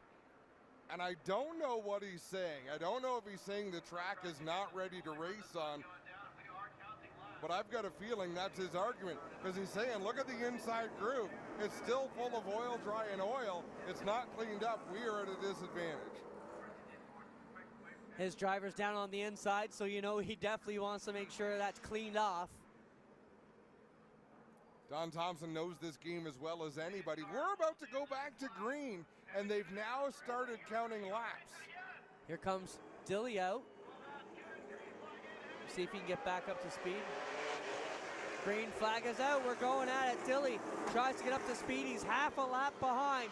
But we watch as the leaders get into 3. All kinds of dust flying. Oh, Watson gets way out of shape. Watson goes up the racetrack. He was looking good to battle for the lead. Loses all that ground. His car's still on the inside. Slipping and sliding through the oil dry. Watson on the outside of the Clute 59. They try and find some bit of bite up on the top side. The 9 trying to make back what he lost. And Lacroix all over the rear bumper of the leader. Marc-Antoine Cameron, and now he looks to the outside a little bit. A little further back, you've got Trayton Lapsovich on the outside as well, battling for the 6th spot with Donald Teach in the 80. But up front, once again, oh, trouble! Alex Tagliani makes contact with Brandon Watson. They slide together down the back straightaway, locked together. Tagliani looks to have gotten the worst of that exchange, but Brandon Watson moments ago was battling for the lead, and now he's at the tail end of the lead lap. A lot of damage to that nose. They tried to get back in shape for Tagliani. He sits resting on the concrete block at the entrance to turn number 3. We're about to have a look at a replay. I believe we got a couple of angles of this action as we look right now at Alex Tagliani nosed into the inside concrete. Remember, that was our pole sitter. Fastest car in qualifying. Trying to get it fired to back it up. And a crew member is communicating. Let's look at these replays. There's the 18 on the right side of the screen. Brandon Watson just ahead of him. You know, there comes a point when you got to bite the brakes, right? Like when you get up in the air like that. So I'm not sure what could have happened. There's the contact. Who do you put that one on? You know, so hard, man. It's so hard. Kenny Schrader will tell you it's 50% each just for being on the racetrack. But at that point, I'm not sure why Tagliani was still hard on the throttle. You're not going to... The only time you would stay on the gas is if you've got a car spinning across your nose and you're at the left rear tire or further back. You'd stay on the gas to finish them spinning so you can drive away. Well, I also look at it that if you're at the number, you may want to stick it in a bit far. But when you're that far back, you just can't come at them from the backside. In my opinion, I mean, we're not driving these cars, but it should have been a little more give and take there, I think. But Brandon Watson might have been frustrated, so he didn't want to hear there was a car low and just turned right down. So yep. There's many stages to these exchanges. Now, we get some good looks at it there. And there the nose finally comes off the Tagliani car. And they've been trying to keep that one in one piece all day. And now they got all kinds of duct problems. And there's a good look at the ductwork you were talking about, Adam. brake ducts, trying to keep things cool. And The radiator duct. yeah, the orange hoses there. And you got your rad shroud there, you know, your big kind of big square aluminum part in the middle that will pull all the air right into the radiator. Then you got those orange hoses that are direct air onto the brakes to cool them off. This is a track, Adam, that you would think aerodynamic probably would be the least amount of the worries. Yeah, very rarely do you worry about aerodynamics in this series. One thing you will start to worry about is we got to race these cars on Wednesday.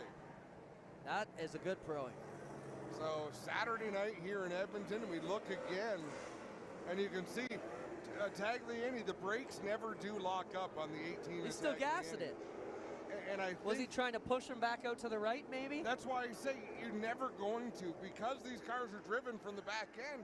The 9 car, whether he's on the throttle or not, the car's trying to go forward. So where Tag is, you just can't redirect that car to straighten it from that position. Both of them were on the gas until they realized they were headed for the concrete.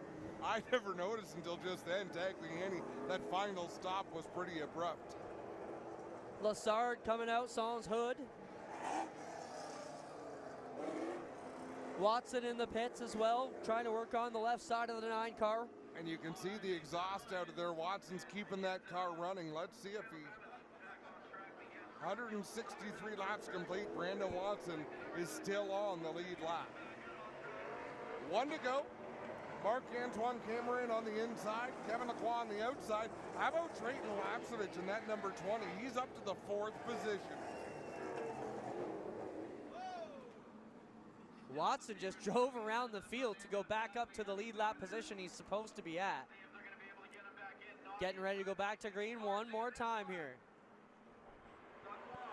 Alex Tagliani still sitting on pit road. Many laps down now as the crew continues to work.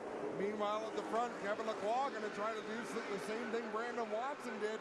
Working the outside groove of the racetrack, battling for the lead. Cameron, he'll lead this lap with a great run of a turn 4. Gary Klute's been hanging around all day, so has Lapsovich, but this is the first time we've really talked about Donald Teague. We know he's a great short track racer who could easily get it done if everything comes together. He was the fastest car in practice, but look at these drivers. They've gone to the back. Teague in the 80, Lapsovich in the 20, the 92 of Dexter Stacey. LP Dumoulin, the 47, started at the back of the field. I think this is the best we've seen Dexter Stacey in a while, Adam. You know, he finished 3rd at CTMP on the road course, but they have worked really good for this run they're having right now. They've been in the pits, they worked it over, they've been patient, they worked their way back up. Now he finds himself running right there in position number 5, which is awesome. Trayton Lapsovich, we talked about him in the 4th spot. He's been shuffled back almost out of the top 10, but you're absolutely right about Dexter Stacey making the right adjustments, not being shy to come down pit road when you've got nothing to lose. I gotta wonder if something wrong with that 20, Adam. He's faded about 8 spots in the recent going, not really pushing hard. He's up a half lane over than everybody else. Something isn't right with that 20 car. Well off the base is Trayton Lapsovich. Look at the bottleneck at the front of the field, though. Marc-Antoine Cameron under attack. Kevin Lacroix to the inside. We've got a new race leader. Lacroix sends it into turn 1. He'll come out with the lead. Now Klute milking on the indoor, trying to make some moves on the 96 of Cameron. And he gets him jacked up into 1. Cameron tried to close the door. Klute, a masterful job of keeping his front bumper right where he should. Yeah, tell him, you're only going to get so many of those, buddy, and it ain't going to be your day, but I'll give it to you this time.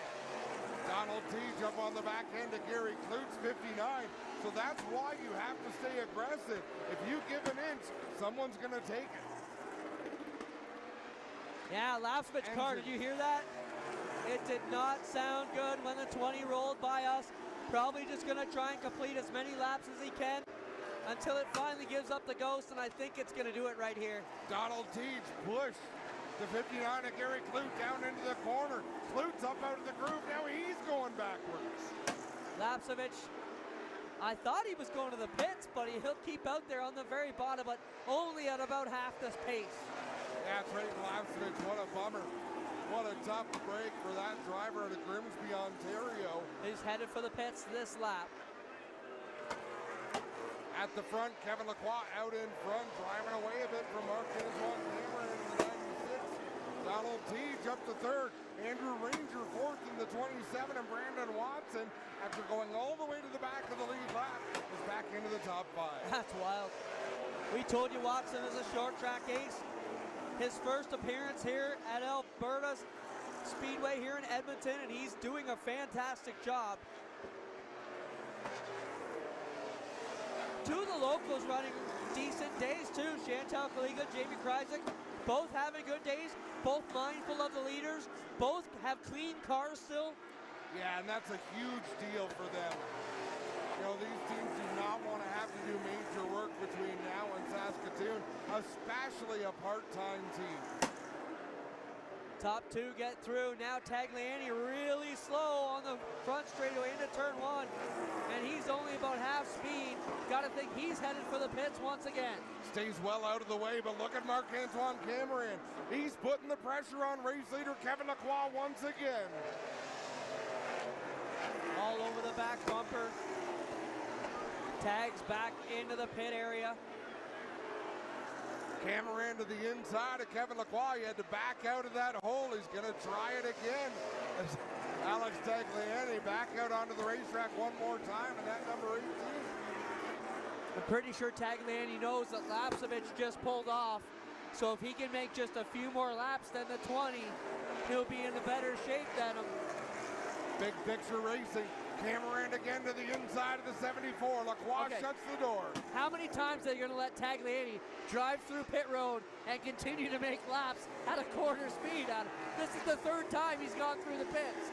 Not stopped, rolled across the timing and scoring line, and clicks another one on. You always got to be one step ahead of the officials. Cameron working the inside of Lacroix. Andrew Ranger up to the third spot of the number 27. Good battle for the lead. Cameron has been the dominant car. The point leader leads right now. That's the battle for the lead and the points. Cameron came into today 3 points behind Kevin Lacroix. He had the lead going into Toronto. He lost it in Toronto, and now he's keeping the pressure on the driver from St. Eustache, Kevin Lacroix, side by side for the lead down the backstretch. Cameron noses back out in front. Lacroix will give him a bit of room to make that move. As they are battling there, Ranger is starting to come into the picture.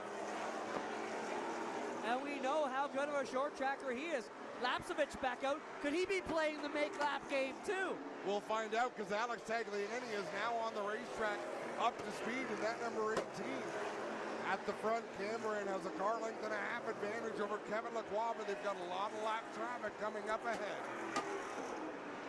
We're trying to figure out if they've got the Lapsevich 20 car fixed. We're trying to have a listen as he goes by. He's definitely faster than Tagliani, who is the first car behind him.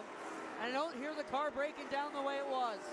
The other driver on the move right now just got back into the top 5. DJ Kennington, the Castrol Edge 17. Brandon Watson sliding back through the top 10.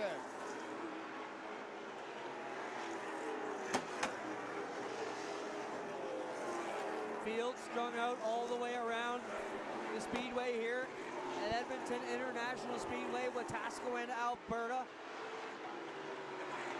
The farthest west the series will go in 2022. Leaders working around the lap machine of Stiers once again. They get clean around him. The next car they'll see will be the Kalika 43. Andrew Ranger closing in on that lead duo. We're soon to have a 3-car battle at the front of the field. Donald Teach not too far back either in that number 80. Boy, looks like they've got the Lapsevich 20 out of him. He's out there passing cars and running well again, as is the Dilly 64. We'll give you a rundown next opportunity we have a break, because I'm fairly sure we haven't seen the last of the yellow flags. Marc-Antoine Cameron continues to lead the field, but Kevin Lacroix has not stepped very far away from the back bumper of this Paillet Chevrolet. Behind them, leader's teammate Andrew Ranger coming into the mix and fighting his way into the top 3. Behind them, 4th is Donald Teach, and Kennington runs in 5th. Yeah, Teach is, oh, Glenn Stiers tags the wall on the front stretch. Nice save for Stiers as he got all out of shape at the start-finish line. Donald Teague will get around Tagliani, but the battle we're watching is Marc-Antoine Cameron and Kevin Lacroix. Under 100 laps to go, 99 to go here for the leader in the 96, Marc-Antoine Cameron. Man, oh man, there's a lot of traffic out here. Cars multiple laps down. Cars on the lead lap, battling with cars one lap down, thinking about the free pass. But Marc-Antoine Cameron out in front has some clean racetrack. Nothing out the windshield, but his rearview mirror is full of Kevin Lacroix. But it won't be long till they're on the back of the field once again. Those two still class of the field this afternoon, but the teammate of the leader and the other Paye Chev trying to come into the mix, and that's one of the best short track racers this series has ever seen in the form of Andrew Ranger. One other thing we're seeing, Clint, the sun is going down, so turns 1 and 2 are in shade, turns 3 and 4 still in the bright sunlight. Good point, Adam. It's been a fluctuating day. The sun kind of hid behind the clouds, and as you mentioned that, it peaks out to illuminate the back straightaway in turn 3 and 4. Oh, Alex Tagliani with Brandon Watson down into 3. He didn't cut Brandon Watson too much slack out there. But he can't keep pace with the 9 to do anything about it. At this point in the race, 207 laps complete, 93 to go. Leaders now on the back bumper of the Chantel Kalika, 43 once more. You've even got situations where Brandon Watson on the lead lap is letting Rafael Lazard go by, Trayton Lapsovich go by. There are numerous laps down. There's no reason to battle those cars. DJ Kennington has caught up to Donald Teague in the 80. He'll look to the inside in the Castrol Edge Dodge down through 1 and 2. Kennington moves up to the 4th spot. Just drives by on the bottom with ease. Teague won't let him go. Still a long way to go. Doesn't seem like it. Less than 1/3 of the event to go, but 89 laps is still a long time for a lot of things to happen. Now they're back into traffic are the race leaders. Marc-Antoine Cameron swings to the outside of Glenn Stiers. Kevin Lacroix right there on his track. Working to the outside goes the Paye 96. The leader will take them around. Kevin Lacroix will follow around the 0. And now they're on the back door of Wallace Stacy. Mike Charay waving his arm off with that blue flag. It's Cameron. Gonna need a new one. He wore that one out today. Cameron goes around Wallace Stacy. Alex Tagliani up next.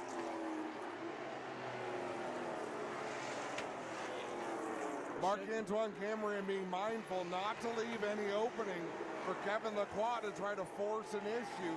He's doing a great job right now leading this race, but Lacroix has a lot of speed. Lacroix right on the back bumper of the leader. Jamie Kreisler could be the next one they will have to deal with as they make their way by to the 46 car. A long way back to 4th place, DJ Kennington and Donald Teague. And right now, Jamie Krizik runs in the 10th spot. He is on the lead lap, so he's going to want to put up a bit of a fight here. He doesn't want to give up that lead lap position. Well, in a perfect world, he gets by Dilly and lets Dilly battle with the leaders, but doesn't look like that's going to happen as Cameron points it to the outside of the Krizik 46 and will drive on by. Lacroix going to hitch his caboose to the engine of the 96 and roll with him.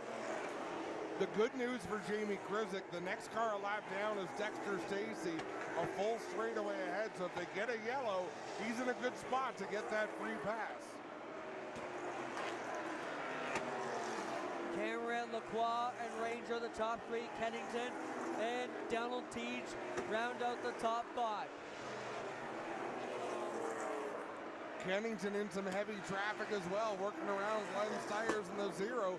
He's got Donald Teague right behind him with LP Tumlin looking to move into the top 5 in that 47. Dumoulin's going to get stuck behind Glenn Stiers. Will have to take another run at the 80 of Teach. Teach fading back a little bit from Kennington, who will gap him by about 4 car lengths. As they get off to turn number 3, there you see the battle on the screen. Kennington leading the charge in the 17. Mark Tilley going a lap down in that 64 machine. He's on the inside of Cameron. Now he's going to try to use Chantel Kalika as a pick, but Kalika got way up out of the way. She wanted nothing to do with that battle amongst the leaders. Tilley trying to battle them hard, but Cameron will just nose out. Clear the 64. No, he doesn't. Tilley battles back on the bottom, and they nearly touch. Mark Tilley does not want to go a second lap down, so he's going to fight pretty hard in that 64 machine. He's got good track position, but Cameron trying to close the door, but Tilley is right there. Yeah, you never want to be leading on the leader like that. Well, I mean, Tilley does, but nobody else will like it. Cameron clears the Tilley 64. Kevin Lacroix going to do the same, and now Andrew Ranger looking to get to the inside. Oh! Ranger just 3 wided underneath Tagliani and Tilley. Why not?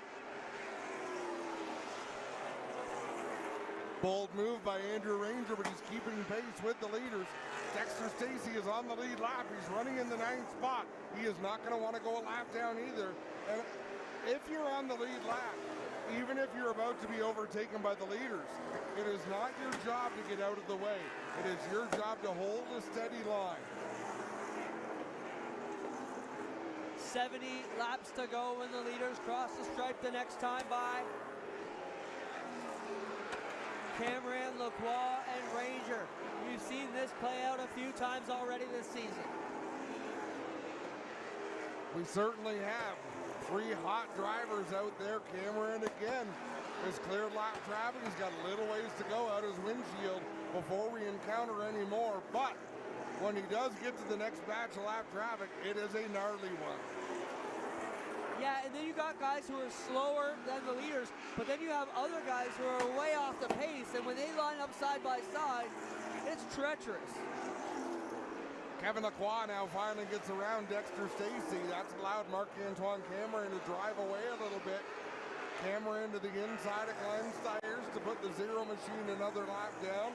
Kevin Lacroix will move up behind the 0. He'll go to the inside in 1 and 2.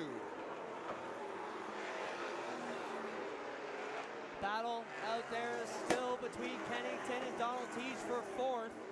They're on the back straightaway, a long way behind the leaders, who have really put a lot of these cars behind them. Yeah, they're laying down some big laps right now. We're down to 8 cars on the lead lap. And the driver in the 8th spot is Brandon Watson in that number 9. Close quarters racing right now with DJ Kennington in the 4th spot. Donald Teach is 5th. He's closing the gap on that number 17 to make it a battle. They have really closed that gap up quite a lot. Nobody around them to give them any trouble, so they're free to race how they need to race each other right now. The top 3 were right nose to tail a couple of laps ago. Now they've got some gap. 8 car lengths between Marc-Antoine Cameron and Kevin Lacroix on the 2nd spot. Another 8 car lengths back to Andrew Ranger in 3rd as we continue to click away laps.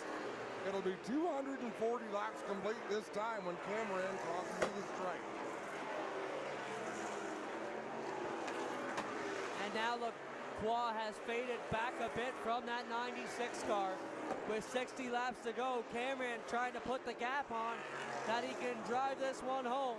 Still a long way to go, though. A lot of racing still to come. A lot of these cars, the handling is going to continue to change as the sun goes down. Lights coming on the speedway as we get later on in the evening. Cameron, Lacroix, and Ranger the top 3. Kennington, Teach, Dumoulin, top 6. Clute, Watson, Stacy, and Krizik are the top 10. Kennington way up the racetrack as Trayton Lapsevich went by. He gets down before Donald Teach could drive to the inside, but that was almost opportunity for the driver of that number 80.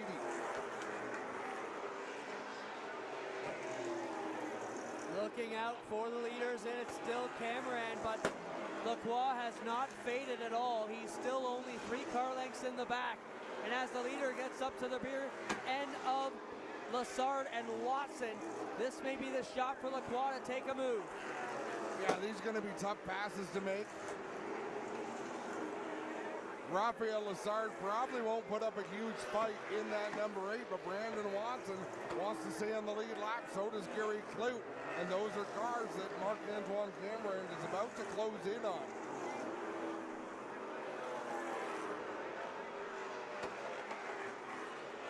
Cars still putting laps on the board as quickly as they can. We're closing in on 50 to go.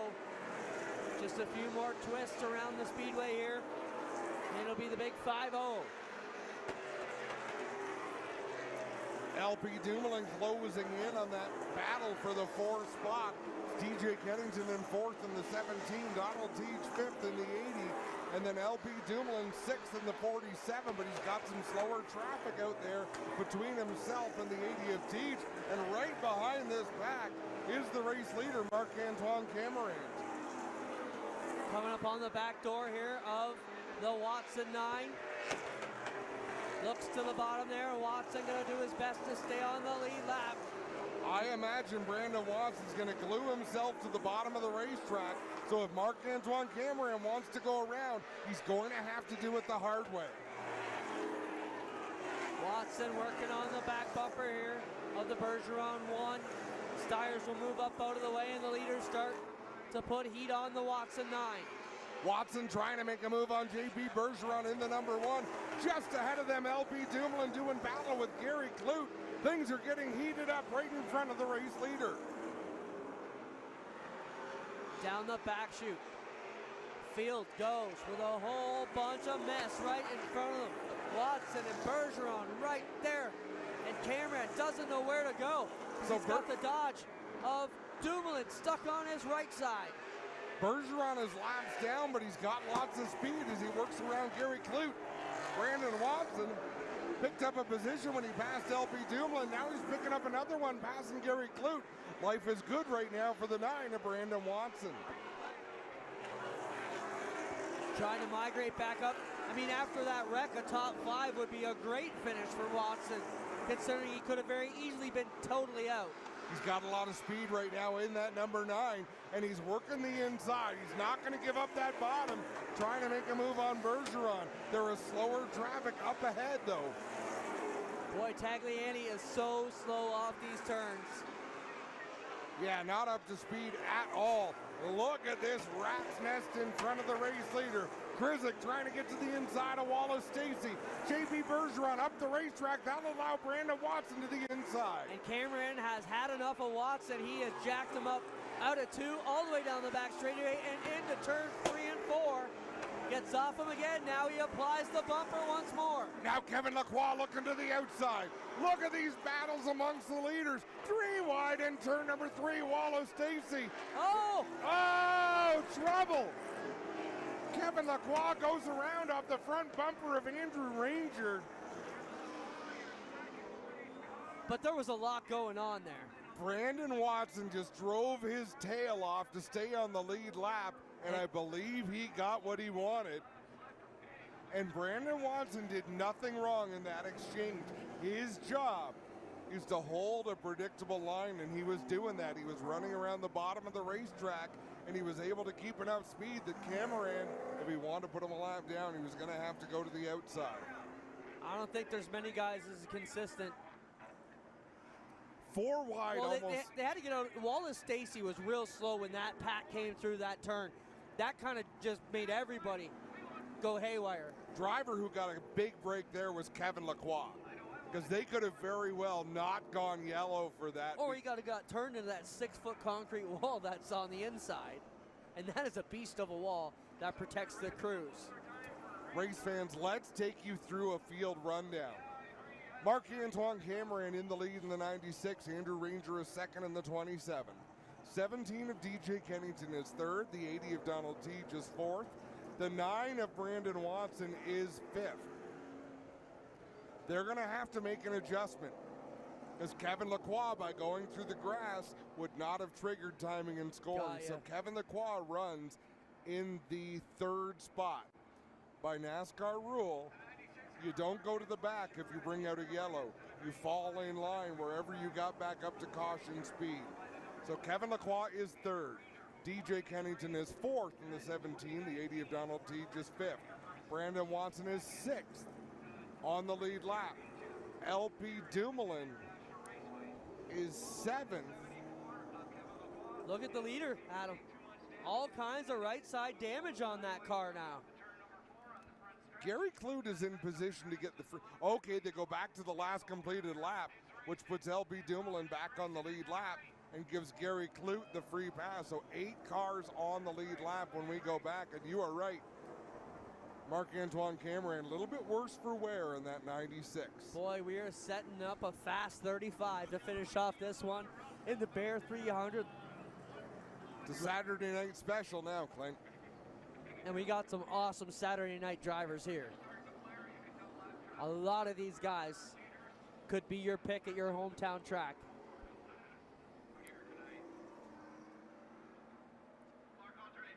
Did you just wave it? My dad used to do that. You can't put your water near all the electronics like that. One bad move and we're dead. That's your phone, that's my phone. Oh, I don't care about the phones. I'm more worried about all the streaming equipment on the desk. And pour it on me.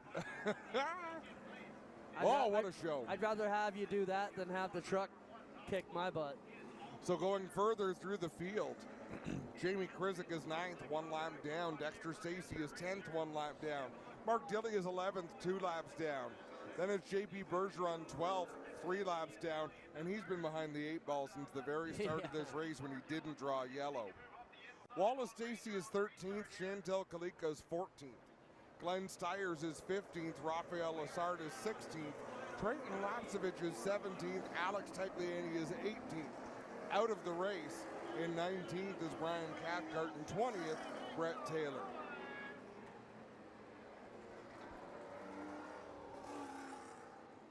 Well, this sets up a beauty.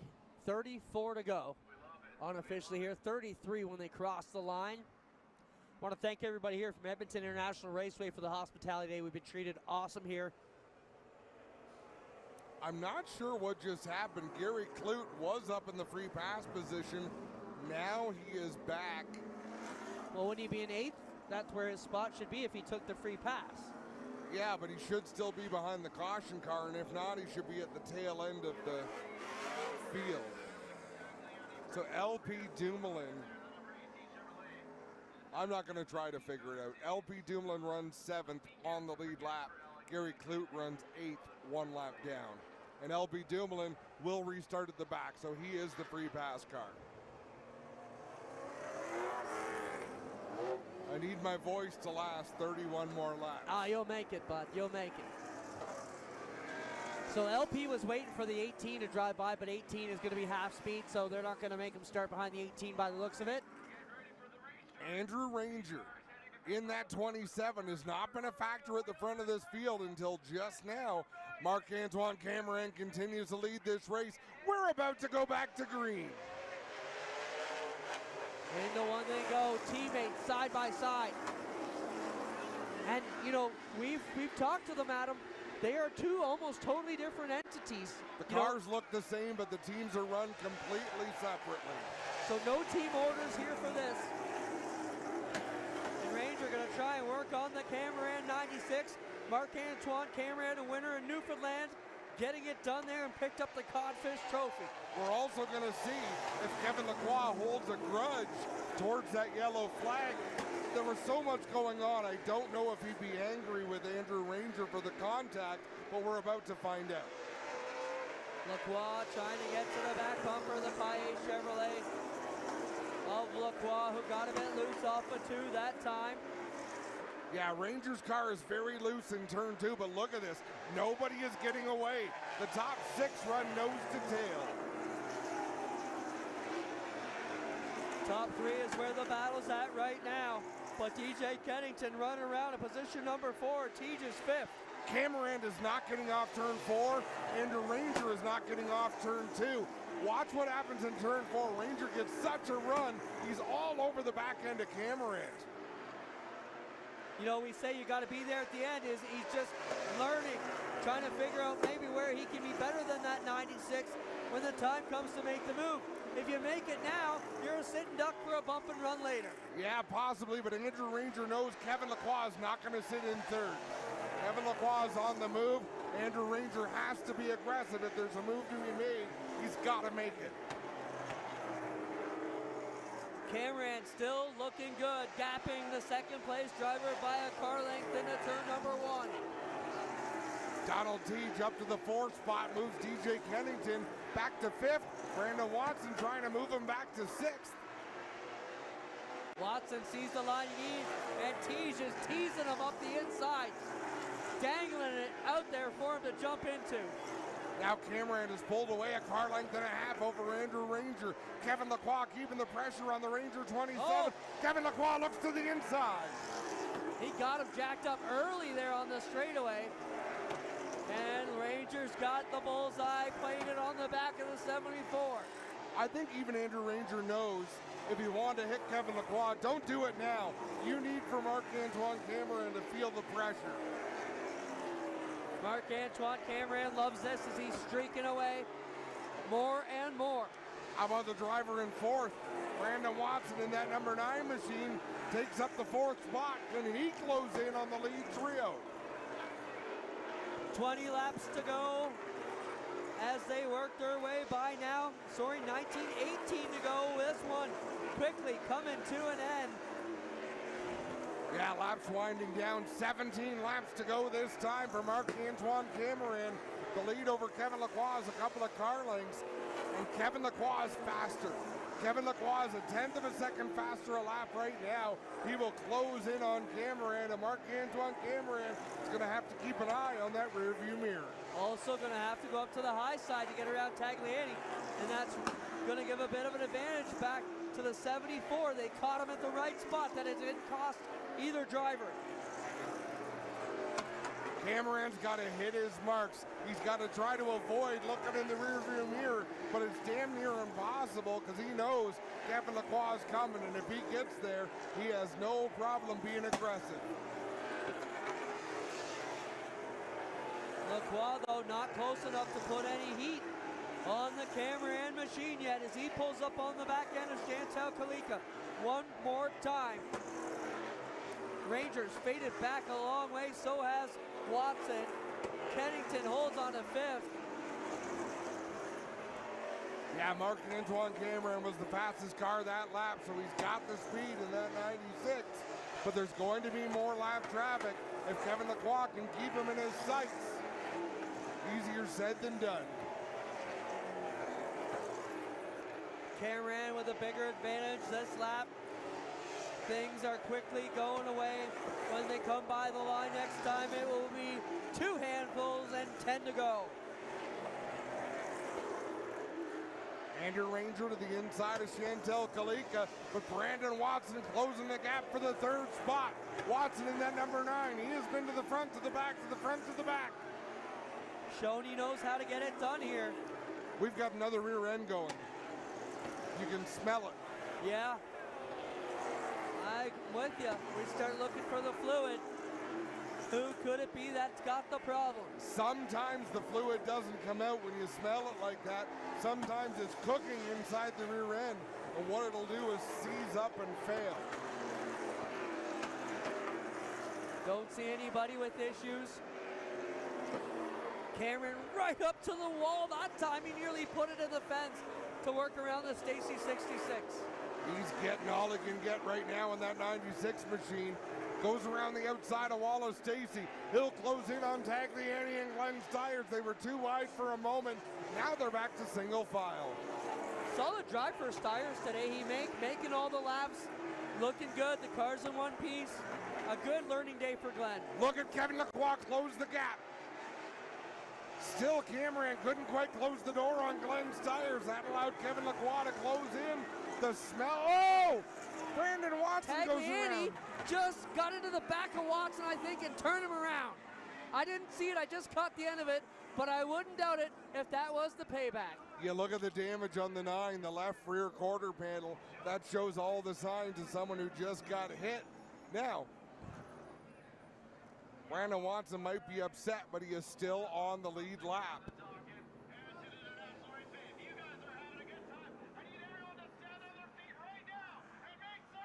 Watson. Look at the crowd. The local announcer getting this crowd wound up. The crowd didn't need a whole lot of help. They have been today. boisterous.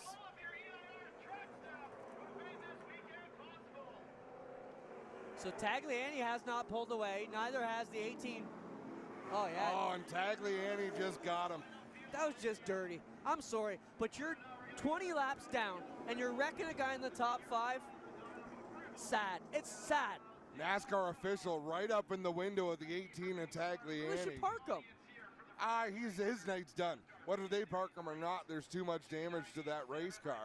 I mean, I don't mean to come down on Tagliani, but obviously felt he had to pay back Watson for that one. And I don't see it. I like Here, we're going to look at it. Oh, we're going to have a great view. I mean, you can see So he them watched him go by and steps on the gas and just flat out drums him. and finishes him. It wasn't that much different than their first accident together. So I'm not sure. And we'll talk to Alex before Wednesday night and get his take. As the red flag flies, they want to get the track cleaned up. They don't want to burn laps off. So my timing and scoring stopped working. We are going to go to NASCAR overtime. Says 298 on the board with 2 laps to go. So at this point, it really doesn't matter. The red flag is unnecessary because you're already going to overtime. It's going to be a green-white checker finish. Kevin, we have a chance here to catch up, brother. It's been a fun one. So tough end of that one. And it's a lot. That is the kind of retaliation, Clinton, that demands payback. Yeah. Brandon Watson's a short track racer. This is what he does. So Tagliani getting him back in that fashion. They're not on even terms. Tagliani is many laps down. Brandon Watson's battling for a top finish. When it's mono versus mono, you're on even ground. You're both on the lead lap or you're both laps down. You settle things, you get it over with. It's a different flavor when someone's many laps down and kind of ruins your day because it always invites turnabout. I think I've said enough. No, for sure, for sure. And it's a choice. These drivers have decisions to make. It is a short track race. Tempers are going to flare. We knew that was going to happen tonight. Looks like Tagliani is out of the car. They'll usher him over to the safety truck as he has a look at the damage on the right side. I'll tell you who's not happy. Scott Steckley's not happy. He's got a lot of wrecked cars out there. They got to fix that race car by Wednesday night to go and compete at Saskatoon. Tagliani is out of the car. He's okay. Let's hear it for Alex Tagliani, guys. And the fans are of mixed emotion on how they feel about Alex Tagliani being out of that race. And unfortunately going to end up 2 laps shy of the full distance, but hats off to number 18. Thankfully, Brandon Watson able to continue. And as I say, tune in Wednesday night. We will talk to both Brandon Watson and Alex Tagliani. We'll get their thoughts on what transpired tonight. But more than that, we'll get Brandon Watson's thoughts on what he sees going forward. Sometimes drivers will tell you. Are you saying, did you write something on your dashboard there, Brandon? Well, I mean, we have mixed emotions about incident number 1 between them. Yes. I don't think Watson was 100% at fault or did anything dirty to warrant that second takeout. Right. And I don't think Alex was 100% at fault. Like I don't know where the blame It wasn't lies. blatantly black and white enough for that to happen 20 laps down or however many laps he's down. You know, I'll tell you what. This is the sort of thing, like this is the sort of hard-nosed racing we've seen out of, say, a Donald Teague in the 80, the 74 of Kevin Lacroix over the years. Donald Teague said to me before the races, Adam, I need a solid result. I'm going to keep my head on. I want to have something I can race with at the end of this race. We've got to tip our hats to Donald Teach, the driver of that 80 machine. He did exactly what he said he was going to do. You can still read the General Tire stickers on the outside of that car, which means he hasn't rubbed up with anybody in the second half of this race. We can watch for a big finish from the 80 car. Right in front of him, in front of our vantage point, sitting right in front of us is Castrol Edge Dodge DJ Kennington. That car looks like it's showroom perfect, Adam. It just needs a wash. I don't see anything but a bit of dust on it. DJ is a very clean race car driver. Beyond Also a that, veteran who knows what the work he doesn't want to do between now and Wednesday as well. DJ hates doing body work. There you go. Hates doing body work. Well, as it sits right now, you're doing all right, DJ, and hope we didn't jinx you. Well, you never know. I mean, he's going to restart fourth, which is about as bad a spot as you can restart. So they're trying to lift up the Tagliani 18 as we see on our screen here. A lot of damage to the front end of that car, which means the pieces you would want to use to pick it up with would be badly damaged as well. Well, we got a quick moment. Let's take our final break and we'll bring you back for NASCAR Overtime to wrap up the Bear 300 live from Edmonton International Speedway here in Wetaskiwin, Alberta.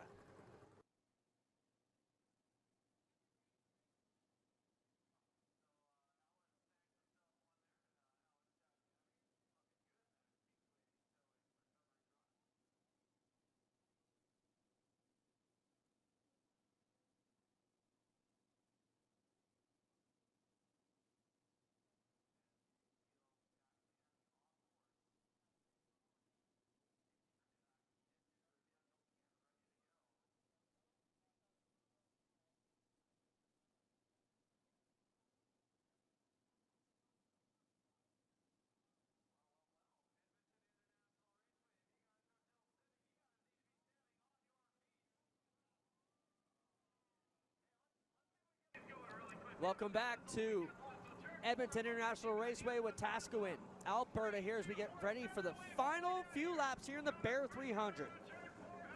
NASCAR Pinty Series live. What a great day it's been. They're doing the wave in the grandstands down here, and it extended all the way into the suites in turn number 1. Gary Clute in the 59 rejoining the field. I believe he's the free pass driver.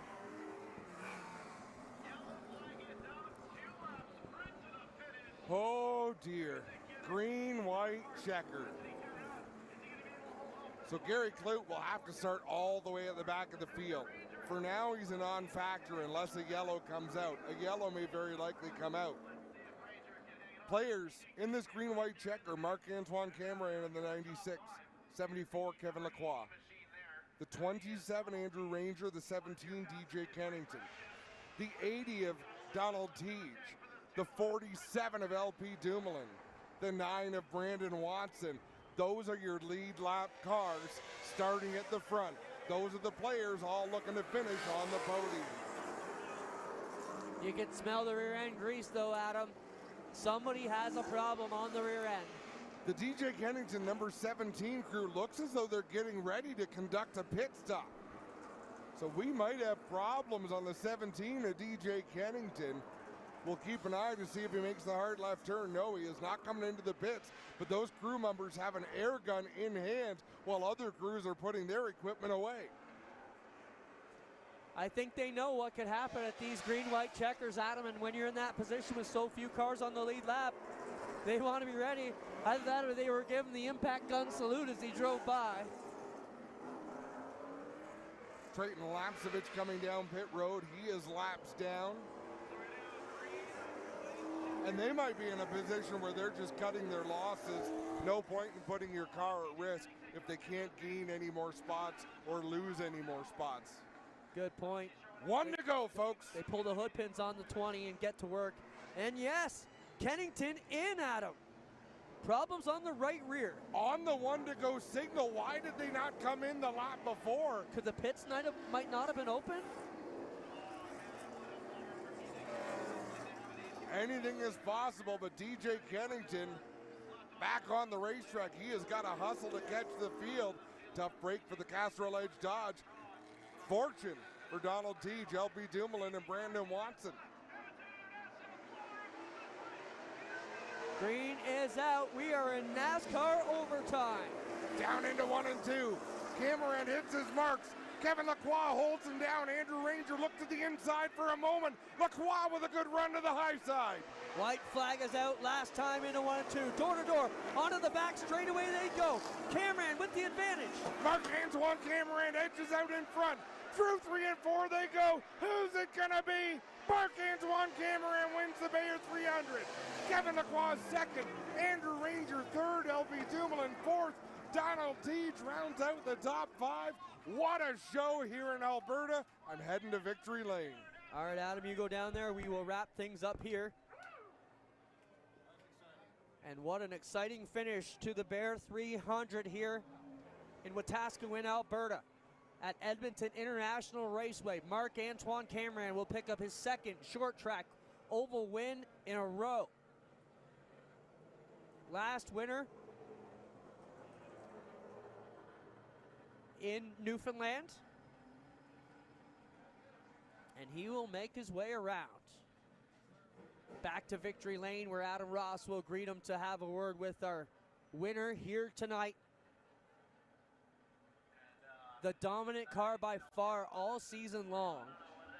Cameron came into tonight 3 points behind Kevin Lacroix, so it is going to be very tight when we get to Saskatoon on Wednesday for the Twin 125 presented by Leland Industries.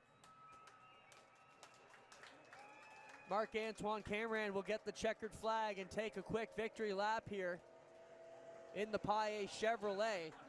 A little bit worse for wear, but still the quickest machine out there at the end when it counted.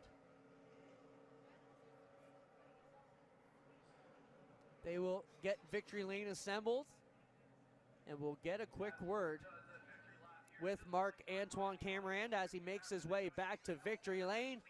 Out of turn number 4, nice slow victory lap for what we believe will be the new points leader going into Saskatoon on Wednesday.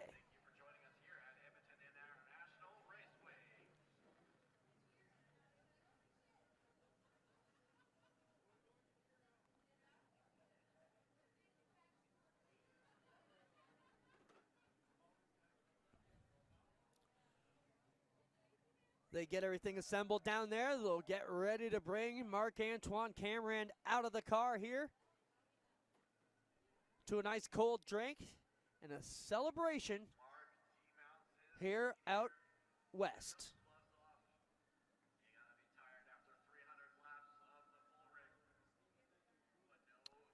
Now keep an eye on this. They're not taking a water bottle. They're taking the whole cooler of ice to dump on them. So this could be a bit of a show here. And the crew going to sneak up from behind the barrier and dump it on him. And I don't even think he knows it's coming. This is going to be a good one.